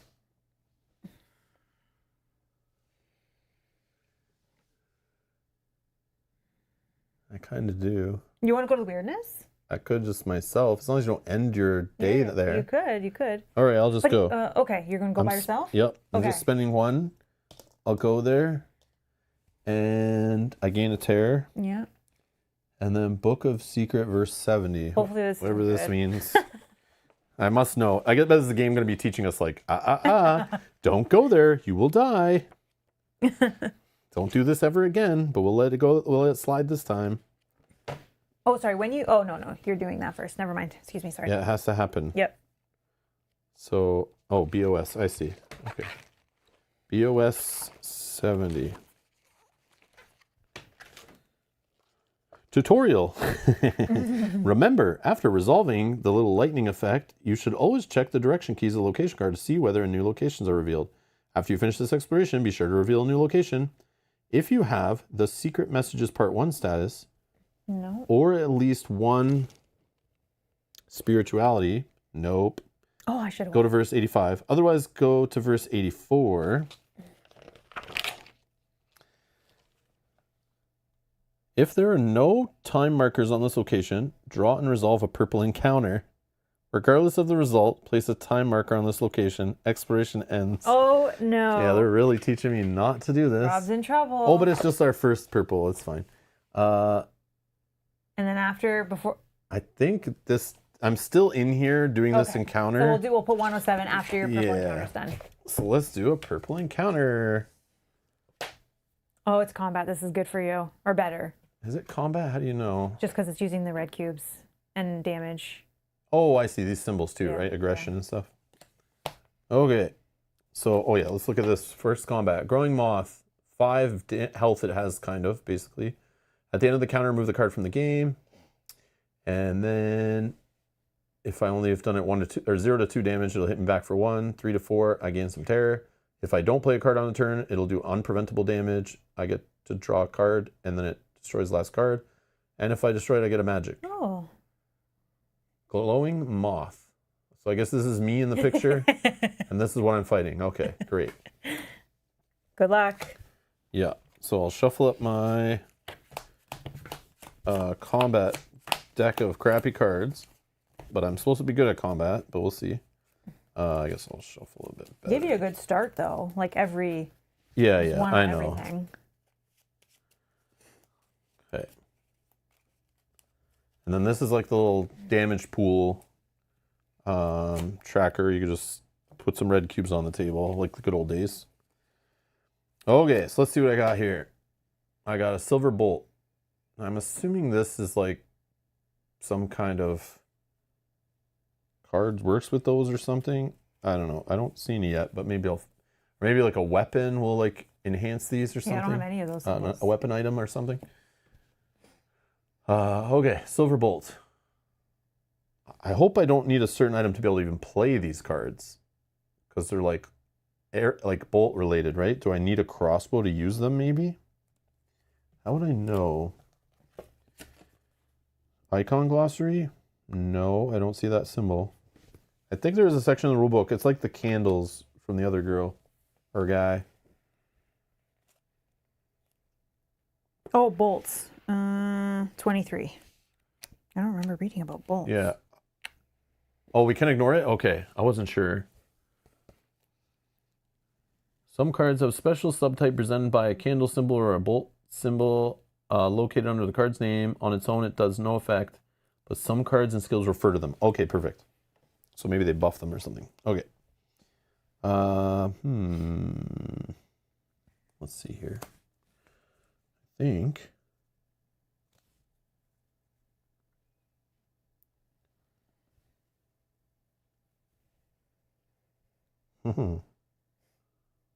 Okay, I think I can do this. So I played this one first, and when I play it, because I'm playing 2 characters, I'd hit it for 1. And the enemy can't run away, which I don't think it is ever trying to. But I resolve it from top to bottom. So add 1, because I do have both those symbols. And then nothing. So then do another one because of the when played effect. Then I think I can play this card because it has a little Shazam card action on the bottom, and I have a 1x here. So I attach this guy, and that'll allow me to draw a card. Mm-hmm. And then it says on when played, if you're fighting a purple encounter, gain 2 more damage. And then the fight just ends right there because damage equals health. It's over instantly. We don't resolve anything else. So you get 1 magic. Yay, 1 magic.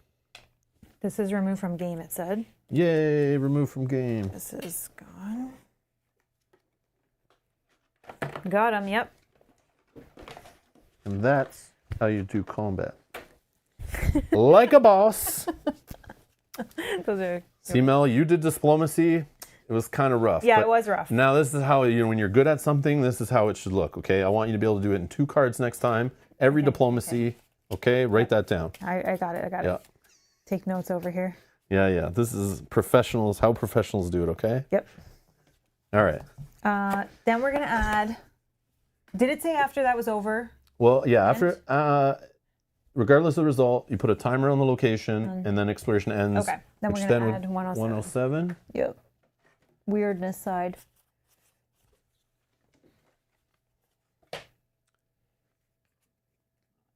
Oh, you lose a health if you go into this one. You get to read another book of secrets first. Ooh. So I think magic and spirituality are obviously tied to the weirdness in the game, which makes sense. So it's probably I shouldn't be the one like messing with this kind of stuff, but... He was rushing me. I was pretty quiet No, during I'm it. just kidding. I'm just I was like just showing kidding. minis on the screen. I was trying to be super quiet, let Mel do her thing. No, I know. I'm just kidding. But then it's like after 5 minutes, I was like, oh, okay, are we doing something? Like, let's go. I want to get back to the game now. I know. Sorry. Because my cards were trash. I couldn't do anything. So it just felt like I was not involved at all, which is not fun. All right. So yeah, whoever wants to go, whatever we want to do. I don't know if I keep pushing, but maybe we're supposed to. I wonder if you push, if it'll bring you back, but... I just got to make sure I have enough energy to get back. And remember, you have the overloaded if you have... I know. If I have less than 2 energy when I travel, and I don't want to end on weirdness because then it's like there's some health loss and terror gain or something. Yeah, weirdness is lose 2 health and gain 2 terror.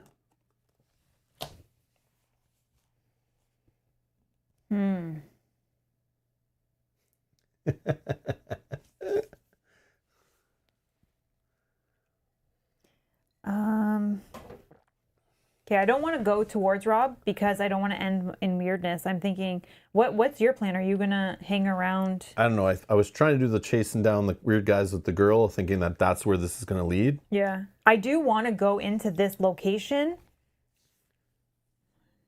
which I could, because it said if you had 1 in spirituality, I think it was.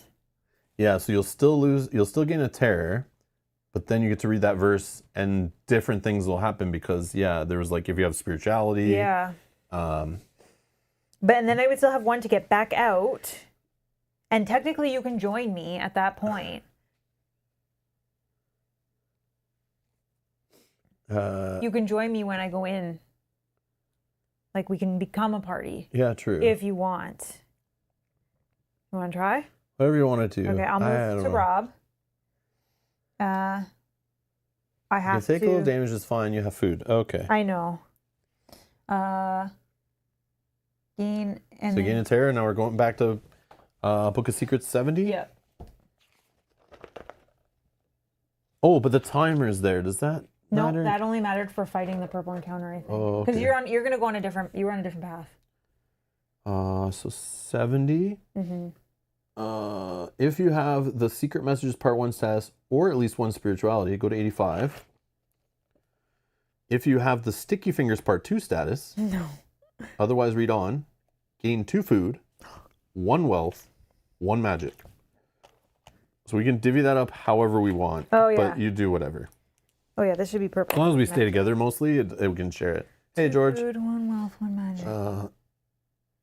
And then now you gain the Sticky Fingers Part 2 status, or we gain it. And then exploration ends. Sticky Fingers Part 2? Part 2. Oh, we skipped one. It's the sequel. Okay. Who wants the magic? Oh, you need to put the purple in the magic, don't you? Is that how? No, purples count as 5 reds. Oh, okay. Oh, so you're cheating? Yep. Oh, okay, cool. Makes sense. Who wants the magic? Me or you? Doesn't matter. Just take it. Okay. I don't know. Maybe a lot of your cards have magic connectors? Food. Yeah, whatever. Yeah, all of them do. Yeah. I don't know. I mean, yeah, some mine do. Yeah, I don't know. But on the other side, they don't really. So, like, mine only connect to other cards. On the diplomacy side, I only have 1 that has a magic out. And then on the combat side, yeah, I'm not a magic user at all. I have, like, 2 cards that have left side magic. I have every single card but 1 that has a magic. Yeah, and a few that don't even have any. So, yeah, definitely you have more magic than me. Okay, yeah, I took the magic. I gave Rob a food. I took 2 food. Wait, what? It was 2 food, 1 wealth, 1 magic. Did you get wealth? Did you remember to grab it? Yeah, 2 food. So 1 food to me, 1 food to Rob, 1 wealth to me, 1 magic to me. Okay. Okay. That's it. That's it. Now what? I'm moving back. If you want to move back, we can move back as a party, but I don't want to stay in the weirdness and I don't want to be exhausted at the end of the day. But if you're going forward or you're going a different direction, I'll just move 1 Yeah, space. the problem is, like, this doesn't connect up. So I feel like if this keeps going, it's bad. Well, not necessarily, because if we can get Yeah, but I there, feel not yet. I feel like we'd have to keep pushing. Yeah. So we just travel back as a party then? Yeah. Okay, 'Cause I'm gonna spend an energy. Stop there. I want to keep pushing because I think it's probably something interesting. But maybe at the start of the day we push. That'll also go away. So if you want to fight something else. So we probably want to go here. I'm going to end in this location I am because I don't want to become exhausted. Oh, okay. I'll move 1 to the right. And this is going to put 2 time tokens on here, if you can. Mm-hmm. And then draw and resolve a green encounter. So it's the large weird rat. 5 health. It's combat. At the end of the encounter, remove this card from the game. Well, you can get a food from it.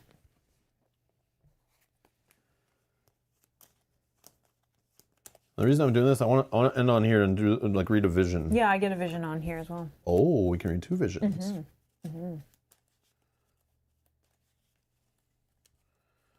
1, 2, 3. Okay.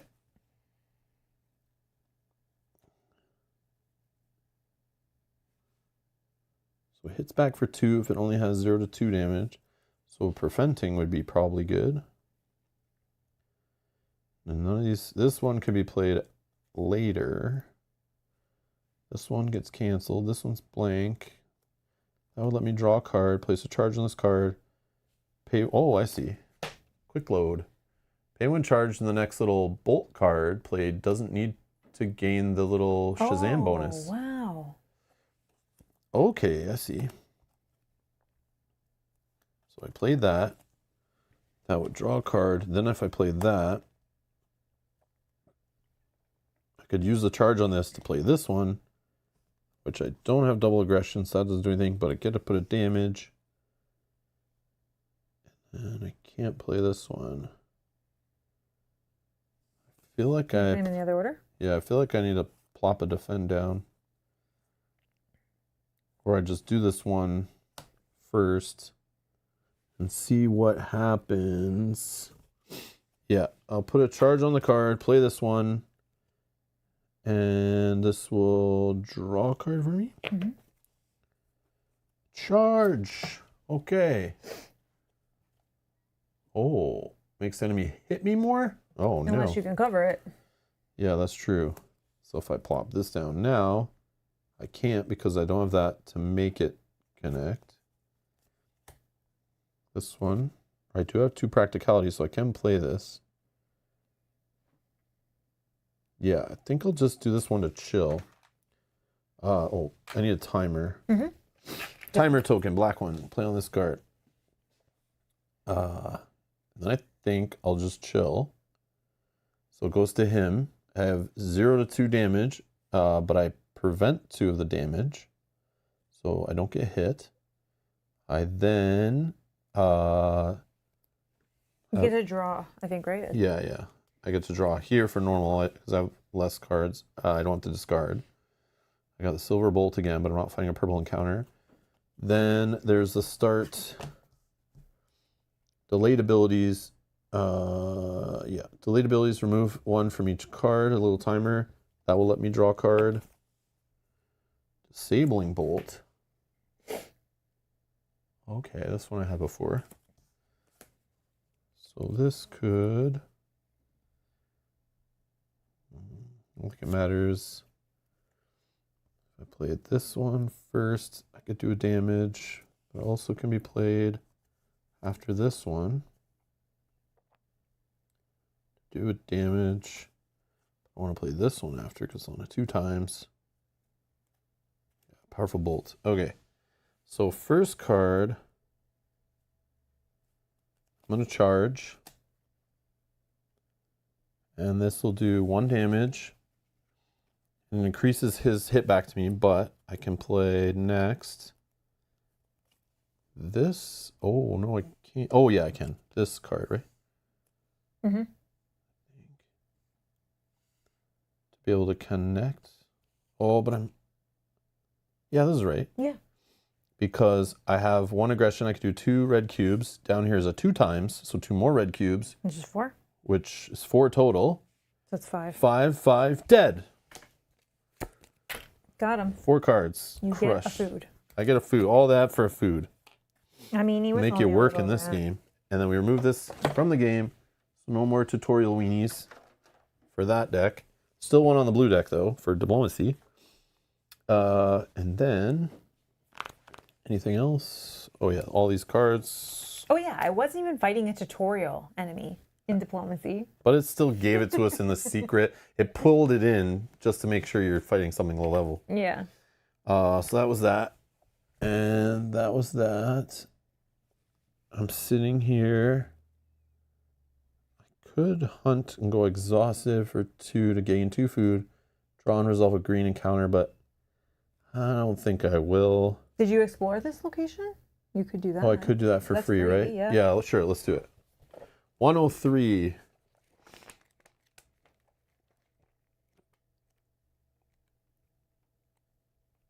Stone Chorus. They say the weirdness, when left to its own devices, slowly transforms even the land itself. You know of no better proof than this place.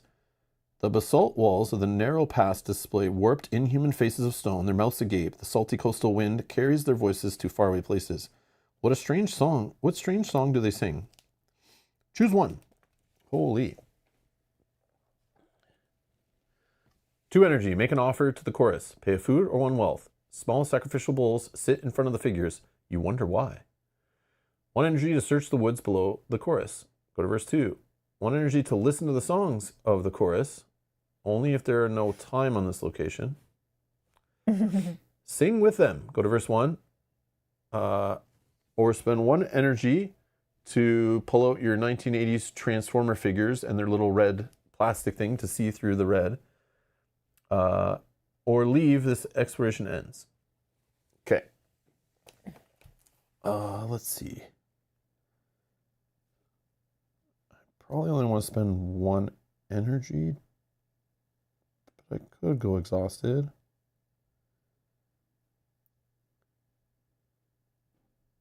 Sing with them. I don't know what to sing. They'll tell you. You sing with them. Yeah, no. I'm going to search the woods. Probably get into a fight, I'm sure. Go to verse 2. If you have the Sticky Fingers Part 3 status, I think we have, no, he's... there is nothing more to find here. Exploration ends. Otherwise, read on. Among the shrubs, just off the trail, you spot some abandoned sacks, carefully camouflaged with leaves containing some provisions, tools, and a spare set of child's clothes. One of the trail runes is arranged from the sticks next to the cart. These sets of marks are often left by the travelers to inform each other. This one says, "Please don't touch." It is something someone has hidden for their return journey from the past? Hard to tell. There's no crime in ignoring the rune, but those who break the rules of the trail are often shunned by other travelers. Uh-oh. Choose one. Take the sacks, which I would gain 2 wealth, 1 food, and the Sticky Fingers Part 3 status. Expiration ends. Or leave the sacks. Someone might need them more than you. Expiration ends. What's a reward? 2 wealth? 2 wealth, 1 food. 2 wealth, 1 food. I'm going to take the sacks. Yeah, good idea. Yeah. I'm sure later when I read entry, if you have Sticky Fingers Part 3, grab giant boss figure, put him on board, and fight him now. Yeah. Because you stole his stuff. Okay. Okay, so I'm crossing off Sticky Fingers 3. Yeah, Sticky Fingers 3. I gain 2 wealth. This is how we get loot in this game. We rob other people. And 1 food. So technically, I could put a 5 big purple cube in here in my food slot. And expiration ends. Okay. And then I'm good to just end the day. Okay. Resolve any end of day effects. I don't think I have any. Oh, I forgot to craft a weapon, but that's okay. Resolve end of day effects. Rest. If you're exhausted, I'm not. Nope. So I'm going to full 6 energy. 7. Recover. You can spend a food once to gain a health and energy and lose a terror. I'm not going to do that because I don't need the health. Yeah, so... I don't need the health either, but there's a little bonus slot for energies to get more done. I only have 1 terror. Yeah. And it looks like I can have kind of 4 before I start getting into the going insane section. Oh, here. I can have more terror. Oh, so you can handle... Yeah, so you're the one playing in the weirdness and stuff. Yeah. I'm supposed to stay out of that craziness. Yeah. I'm just here to kill things. We're doing the opposites here. Yeah. Okay, we got. But I want to know, this is allowing you at the start of the game to go through here without killing you? Yes. Well, we did forget. Thank you, Pontus. We did forget to add a Oh, yeah, location 105. Yes. 105, thank you. I saw that when Rob was reading the story, but I didn't want to interrupt. Okay. So that is going on the weirdness side, 105? Yep. Oh, look at this. Oh. And if you enter here, each party member gains a terror. Brigands stand their guard, huddling next to a few weird candles. Oh. So I'm assuming weird candles help clear some weirdness, not as good as waystones or whatever they're called. Oh, that's neat. Oh, and it connects. I see. Mm-hmm. So this is just another way you can get to this. Interesting. Yeah, we need to get the little way thing here. Yeah, which we can probably do next round because we have supplies. All right. Suffer from weirdness. Nope. Advance your character by paying experience. So in this game, if we had experience in our little tub here, we could buy more cards for our deck. We could add more red cubes in our attributes to make our cards better by firing off more connections. Or we can buy little skills that attach to the side, which allow us to get even higher in the attributes and give us more abilities. Let's see here. Modify your decks. We have nothing to modify with yet because we didn't buy new cards. If you're in a location with a vision, you may read the vision. And they do recommend you read each vision at least once because they do give you hints and story stuff or leads or whatever. So I'm in 103, so I'll just read the vision right here. I have it open. So they're like little sections at the end here like this. Oh, okay. So it's infuriating. Year after year, countless travelers walk by, chittering in their pathetic human voices. In the meantime, you are forced to stay silent. What stories would you tell given the voice? What horrors and madness from eras long past would you bestow on your listeners? Eventually, you can no longer contain yourself. The aeons of tragedies and triumphs itching to get out. And as the weirdness envelops you, blurring the lines between what's possible and what's not, you suddenly find a way to express everything boiling inside you. Suddenly, you begin to sing, and your voice fills the air from the tips of the four maidens to the lone waystone of the King's Pass. Your voice will shake the earth and make everyone in nearby lands flee in fear. New lead. The Stone Chorus learned its songs from the travelers passing up and down the trail to King's Pass. If you come back to it with a song it doesn't know, it could learn something new. The vision ends. And I'm in 102. Okay.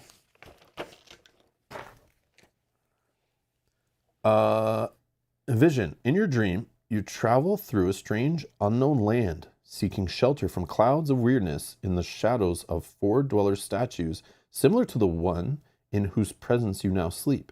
To push back the swirling opalescent doom that floods from all directions, you must give these silent watchers everything you have, your meager supplies of food, your magic trinkets, and sometimes even your own blood. What a torturous way to travel. Regardless of your efforts, the statues are always hungry for more, and as you grow weaker, you realize with horror there's only one possible ending. You wake from the nightmare exhausted, but also relieved it was only a dream, for now. Gain the Faint Notion Part 1 status. The vision ends. Faint Notion 1. Okay. Boom. We got through one round of the game. Yeah, but I think that's the longest one with all the Yeah, maybe. tutorials and stuff, right? Joseph says 100% Rob just looted Santa's sleigh. Yeah, 100%. Yeah. And then start of the next day. Okay. At the start of the day, though, I'm just going to quickly take a washroom break before. Oh, I'm down. Yeah, okay, let's do that. perfect. All right, we'll be right back, guys.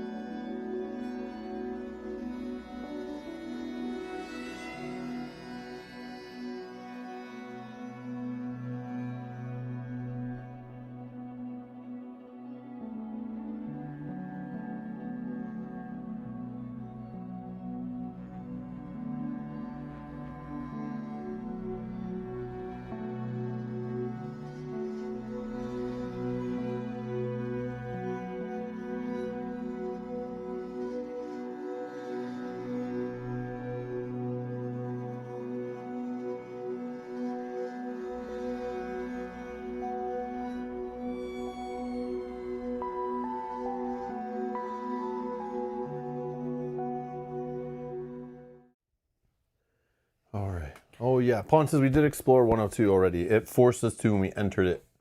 There was a little lightning bolt there that forced it upon us. I mean, maybe we could do it again. Yeah, we can again, yeah. Okay. All right, the start of the day. So resolve start of the phase, remove a time from each card. Flip locations that don't have a waystone. Activate guardians. Clear the active events area. Accept quests. During the day, we perform some actions. Oh, clear this. Okay. So we don't get another chapter card, right? Did I miss that maybe? No, I'm just double checking. Like maybe it'll tell us when to flip it, or are we supposed to? Yeah, I don't know if we've missed something. Maybe it's at the end of day? Oh, maybe. We missed one?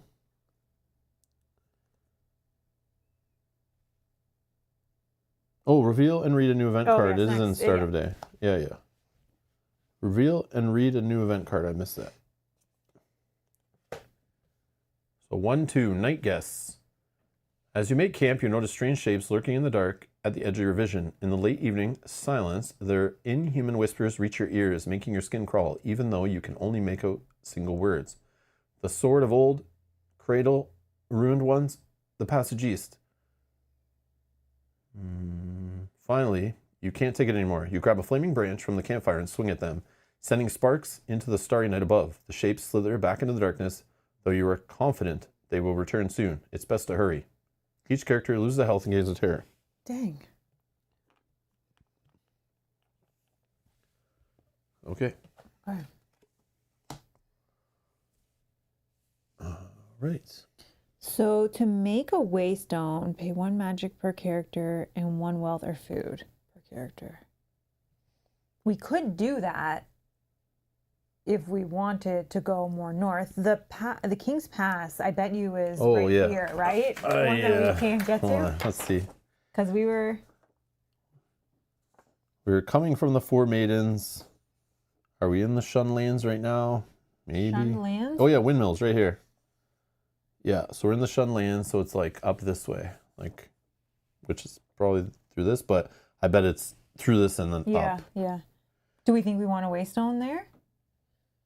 Oh yeah, we can just make it. We don't have to like find a story thing, right? No, like, we can just make it there. So what do we do to make one? So it's 2 energy, which I can pay the 2 Isn't it energy. 2 magic?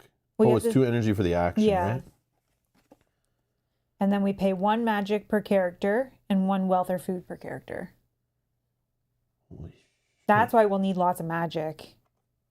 Okay, sure. Do you want to spend 1 energy each? Sure. Okay. I And got 1 then- magic to spend. I got another. Okay. And then 1 wealth or 1 food per character. I'll spend a... What is easier to come by? Probably food, eh? Yeah, I'm gonna spend I'm a going to food. spend a food. And we'll find out if that's a mistake later. Okay. And then we get to add a waystone here. So we can't flip that yet. Yeah, there's only right? 3 of those in the box, right? Yeah, but we can move them Yeah. as we okay. move farther. Okay. If we're going to go Oh, north, so then this flips right does away. it flip right Yep, away? Okay. 100%. Oh, we just flip them back at the end. Okay. So we found Wagenburg. I don't know what that means. Probably a settlement or something. It's probably only referred to later. Maybe we have some fast travel mechanic or something that'll care about that. Okay. Oh. So we can relax in Wagenburg for 2 energy, where you lose 2 terror and 1 terror more for each point of. Empathy. Which I have 0. Okay, but I have still could 1. lose 2. Okay, so they're being very nice to us right now. Yeah, we're in the... Rob, gain 1 energy, lose 1 health. Gain 1 energy. Oh yeah, I know what I did. I see what I did. Thanks, Yogi. Thank you. Yep, I Oh, brain Pontus too. farted. Yep, thank you. I brain farted. I didn't move my health down. I moved my energy down when we were losing health. Yes. That's okay. That's okay. If we're going to move north, I will move with you. So I'll move to you first, Sure. and then we'll move together. Sure. Okay. And then you want to move north? Yeah, Unless unless you there's want to, something that you unless wanna you want do to here. gain 2 food and draw and resolve a green encounter while we're here. I don't know if we care. We can. I can. don't know. I'm just saying while we're here, but I don't know if we need to. I mean, 2 food is Is not it worth bad. 2 energy right now? Can we do it together where it's 1 and 1, right? Because we're doing the action as a party. Yeah, Yeah, sure. so we'll do 1 and 1. Okay. And then it's gain 2 food, which we Yep. split, You right? can have it. You can have it. We can trade food, I think, right? If we're in the Yeah, same as long as we're location? together in the same Okay. location. 2 food and then a green encounter? Okay. Oh no, it's a goal phone. It would fight a 4 dweller for a piece of bread. Okay. So if we ever have 5 or 6 cards in the row, I think it runs away is what harassing is. Okay. An opportunity, does some damage. You can loot a food and wealth from it. Oh, look at this double crap all up the side here. Okay. This is combat Let's see time. how my combat cards look.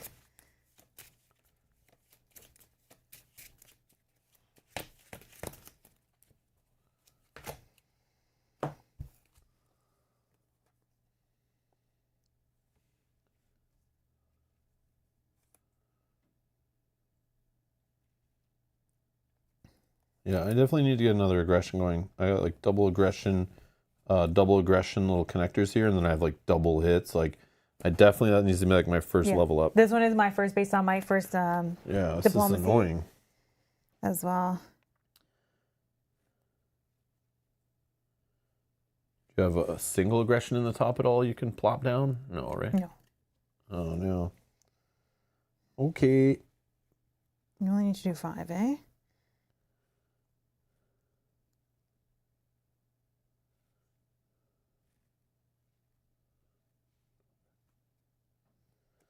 All right.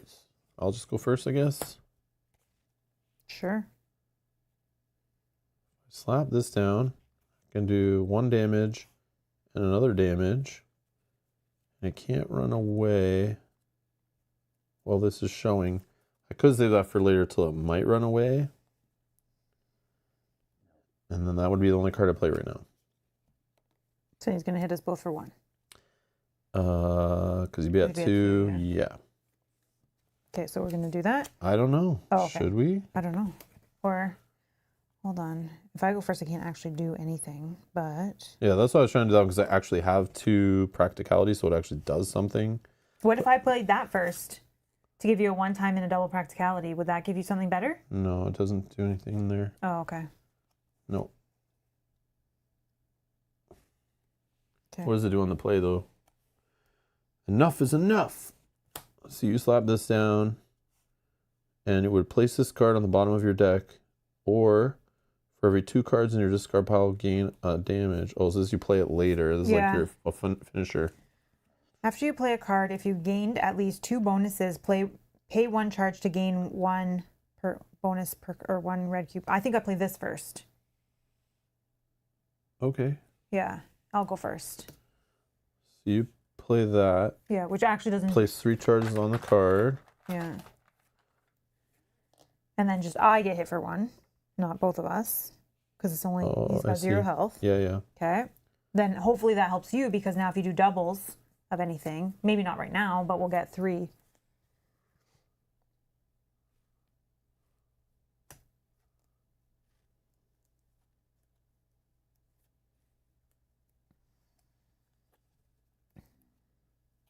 Yeah, so this will just do 2 damage to him. That's bad, right? We don't want that. No, if you gain at least 2 bonuses. I would only gain 1. Oh, that doesn't count as a bonus. No, it's a win plate effect. Oh, These are bonuses. Could you? Okay. Like, I don't get this one because it's Yeah. 2. This one is no, I think, right? That doesn't. It only counts as a connection, Yeah.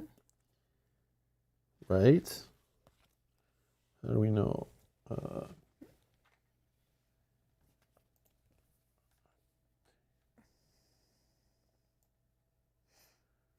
to find the combat rules.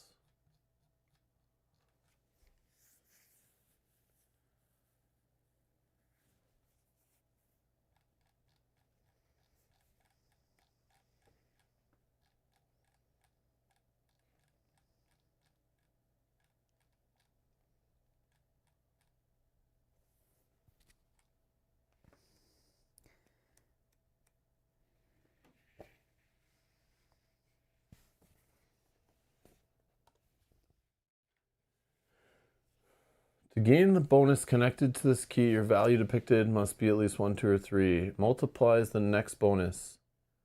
Where's the 0 times? I think that's like means you don't get the bonus, right? No, actually, sorry. Can you scroll back? The bonus for the free. This is a unique bonus key as it is checked before other keys. Da, da, da, da. Gaining multiple instances of bonus does not have any additional effect if multiplied by 0. It isn't gained. Okay, never mind. But that you can still play on a 0.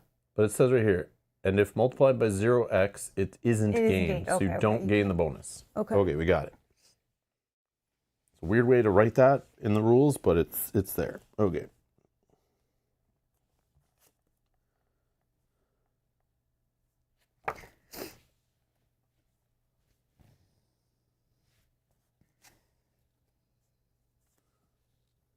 Yeah, this does nothing. Place a charge on the card. But then I could play a bolt. This bolt would do. I think we're still taking 2 damage. I don't know. Or I just play this so we just only take 1 damage. But then all these connections are ridiculous. I don't have anything. Yeah, I'll just play this, I guess. Put a charge on the card. And then I take a hit. Boom. Okay, that's the end of that round. And draw up. Oh, yeah. Enemy attacked.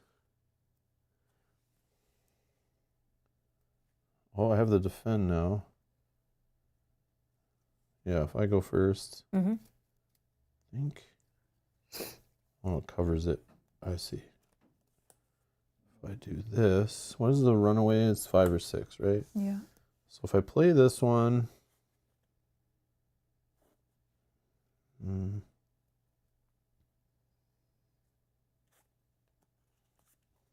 If I play this one.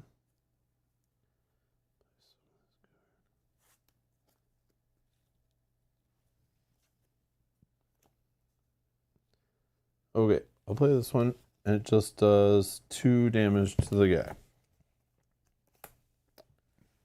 And then if I follow up... Oh, you did 2 bonuses? No. Okay. 1. 1, okay. Oh, no, I did 2 because this does count as... Okay, so then you can I remove... think, right? There's nothing in there, though. Is that still a bonus? Probably not, right? Probably not, because it's blank, would be my guess. So it's just 1, okay.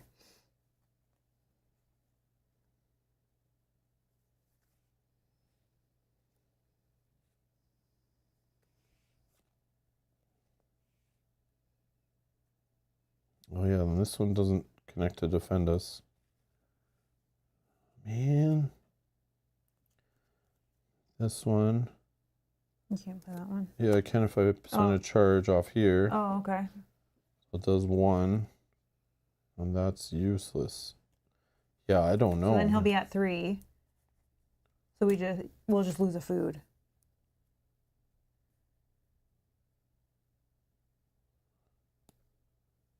But I'm like wasting this. I don't know. I don't have any singles to give you. And if I don't play that, I think I just play this defend instead. So remove the 2 there. I slap this down. I put a timer on the card. It's kind of lame. And then this will prevent 2 damage from him to the group. So it's your turn. But if I play anything, I cover it, right? So then now I think this clears, right? Yeah. We clear this. Wait. Oh, yeah, because I went first? No, you didn't go first. I went first. Well, then I haven't gone yet. I know, but doesn't it clear every time someone activates? Character activation, remove 1 from each combat card and resolve it if you remove the last one? Right? Yes. Okay. I thought that it was at the end, like after the cycle. No. So I think by me putting that down with 1 token on it means on your turn now, you get to draw a card. Oh, okay. I think that's what that means. Okay. Still didn't get.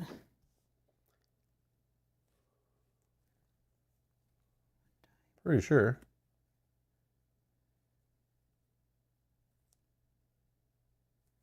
Yeah. Running away, you can run away and you just take, like, you do 1 enemy activation and then you're, like, out. Yeah, I don't know if I want to lose food.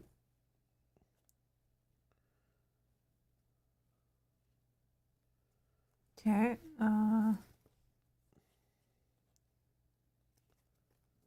Have that? That I do. Okay. Oh, but Oh, actually, if I played this, right? Mm-hmm. So if you didn't draw, so if I play this one. and then I spent this to make this bolt happen,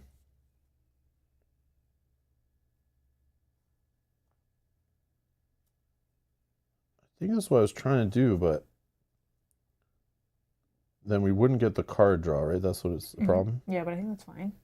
But then it would do 1, 2, 3 damage to him. Plus 1, so you'd be at 4. 4. Do you have a free card to play 1 more? So he's at 4. Oh, based on that, probably not. So then I would have taken a damage after, but hold on. And then this one I can't connect. So then he would go and he would hit me. So I lose a health. Oh no, wait. What's he at? You lose a food. Oh, I lose a food. Sure. And then this would rip to my discard pile. I don't know. And then now it's your turn. But then that timer's gone, right? So this doesn't do anything because you don't remove the last timer. Right. So now it's your turn, sorry. No, that's okay. So now I could. Oh, yeah. The defend's up, yeah, and you can run away on the defend. That makes sense, too. We just need 1 more damage, which I can do if I can just play 1 more card. Why can't I play this? Oh, yeah, that was after, yeah. Now it's your turn. Oh, because now it's changed the connections. Yeah. Okay, so I can do. So can you have, like, one of these 2 connections, or just do a damage to him, or... Now let me draw a card. Hey, Zach, no plans. No plans right now. Yeah, not in the foreseeable future. Maybe eventually, but no, not really on my list right now. Into that. I think we still have other expansions for that game that we could play even before that.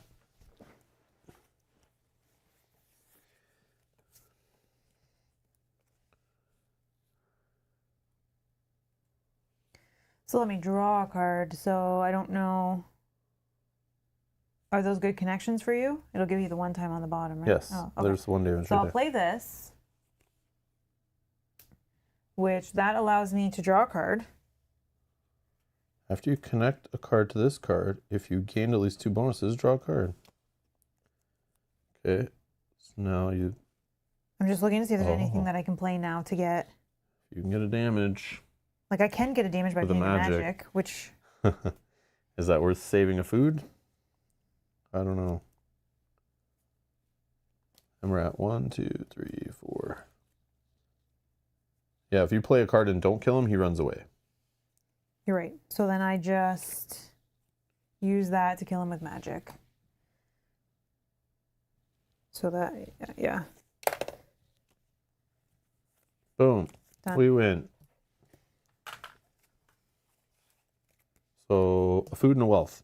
Food and a wealth. You take the food because you lost a food. Sure, whatever. I'll take the wealth. Sure.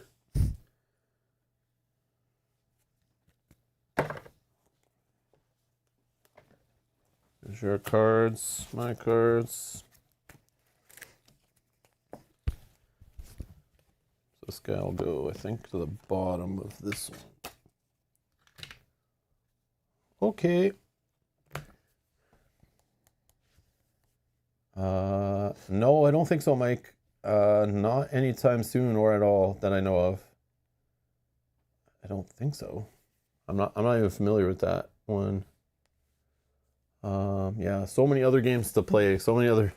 It's like nice we got back to Tainted Grail after 6 years, but yeah, it's like I do want to play like different series that I've never played anything of before. That's kind of what I want to do, especially after we're like in the middle of Earthborn Rangers.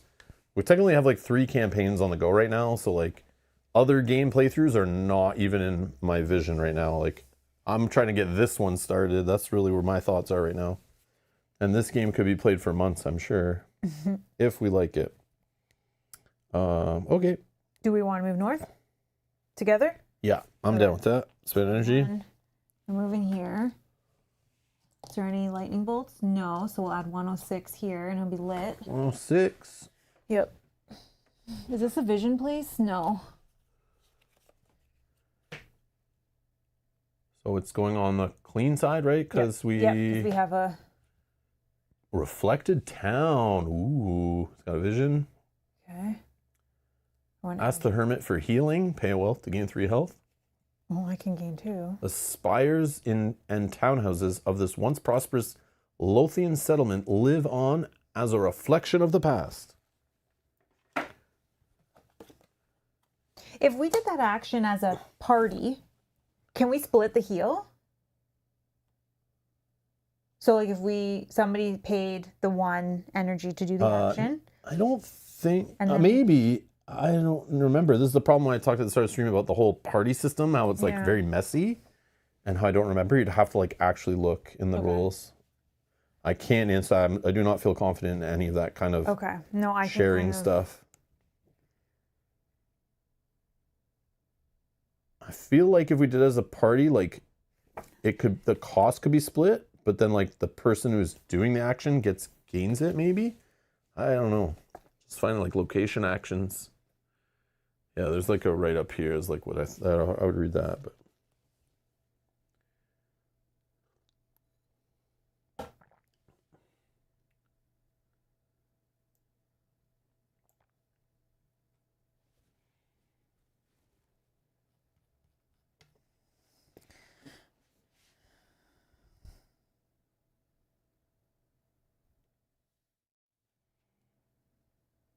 It's not specific. Yeah, you have to like literally look between, see all these like little blue, the blue highlighted sections throughout the rules. You have to like literally scan for those like, so you're talking about a location ability. Mm-hmm. So you need to find that section, location action right here. And then you look for the blue underneath it. In a party, you may activate a location as a party. In this case, you pay the cost only once and receive the output of the action once. However, players in the party may help each other pay costs, splitting them any way they want, and if they trigger an encounter, they resolve it as a party too. Yeah. But I just want to know. I think you can split the I think you heal. can, Yeah, because the based way on- it's worded, it Okay. doesn't say each character heals 1 or each party member heals 1. As It just long gives as- you 3 heal to use Okay. however you want. Okay, so then I that think- action's not bad. Okay. That's a whole different section of rules, but yeah. Yeah, no, I agree based on the way that's worded. Yeah. Okay. Yeah, Joseph, I'm not sure. Joseph says, I wonder if you can split, but only if on the same location. Yeah, like if we're doing the action as a party, Yeah, I think so. which I think is good. Okay. Did we explore here? No. No, Right? it didn't force us. It's 105. You want to do it? Yeah. Okay. Yes. Oh, we can relax here. That was what that action was. Relax, yeah?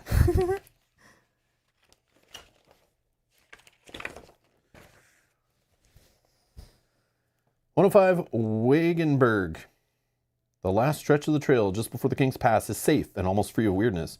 Perhaps this is why a well-armed group of mercenaries and brigands sets up their camp here. With the road blocked by a circle of their armored wagons, no one can go further north without their consent and without paying an exorbitant toll. If you don't have the Obstacles Part 1 status, go to verse 1. We don't. As you reach the wagon fort and walk up to the only gap between the wagons, you notice several archers eyeing your every move from behind oaken bulwarks. A scar-covered man in a leather jerkin walks out of the camp to meet you. Dozens of metal rings braided into his beard clink as he goes. You want to get to the pass? The toll is an ounce of gold per head. You gasp. This is way more than you could have expected and certainly more than you can afford. Congratulations! You're closer to your goal, but there's a new problem to overcome. Each character gains 1 experience. Oh, nice. Discard your active quest card. Yes. I don't know where that goes, but whatever. Find and resolve the Chapter 1, Part 6 card. Whoa, we just zipped on through here. Whoa. I don't know if we just pull it out of the deck or what. Yeah, find and resolve, it said. Do not change the structure of the rest of the deck. Ooh. Okay. Oh, new quest. Place this card in your active events area. A group of brigands blocks the trail up to the King's Pass with their heavy war carts and extorts outrageous tolls. Short of collecting more gold than you've seen in a year, your only choice is to find a way to dislodge them from the trail. Quest: find a way to get rid of the Wagenberg 105. Oh, because we can't go north. Oh, There's you no got to change north it to like 105B Yeah. or A or C or whatever it is to continue your journey north. Hint: there are many hidden ways to achieve this goal. Ooh, I like it. Okay. Then it says, gain the obstacles part 1 status. Okay.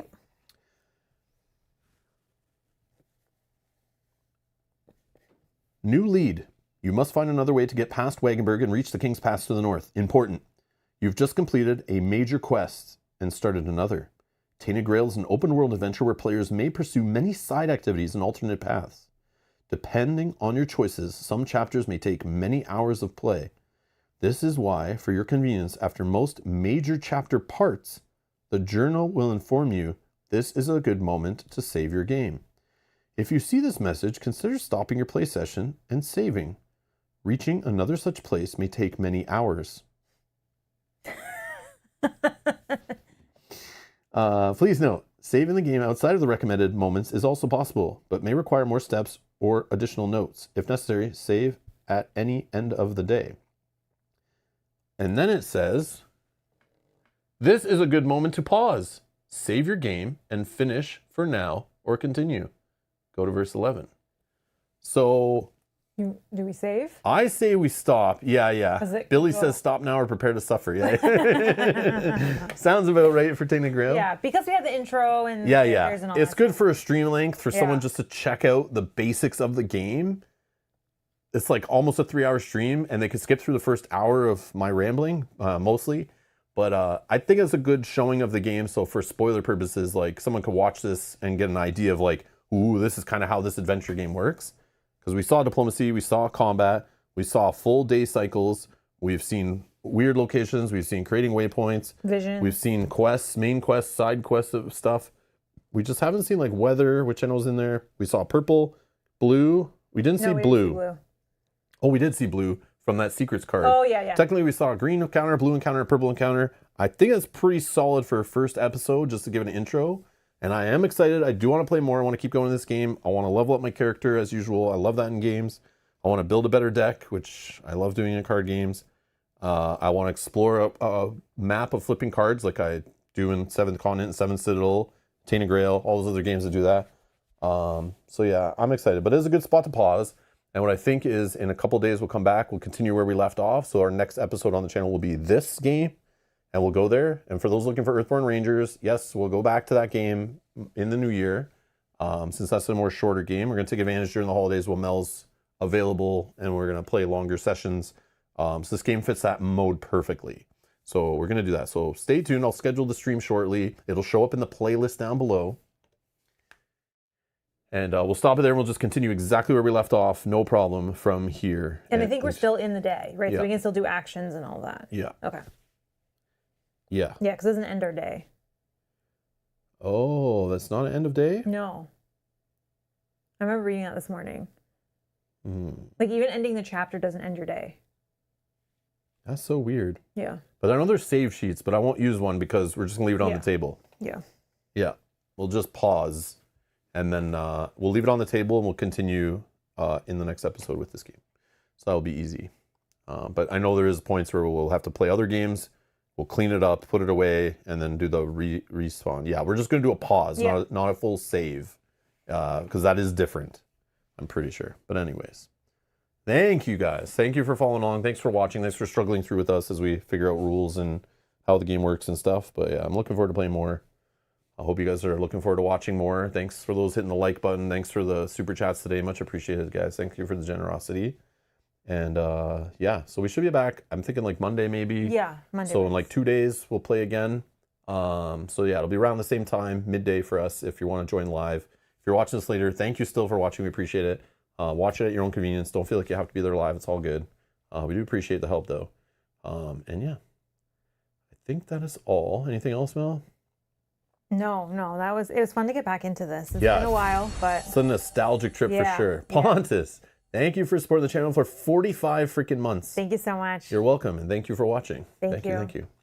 But yeah, it's very weird to get it back. I never thought to be honest, every month or year that kept passing after we played Tainted Grail, and I didn't really care about getting into the expansions, I thought I would never ever play this system and this world and these mechanics ever again.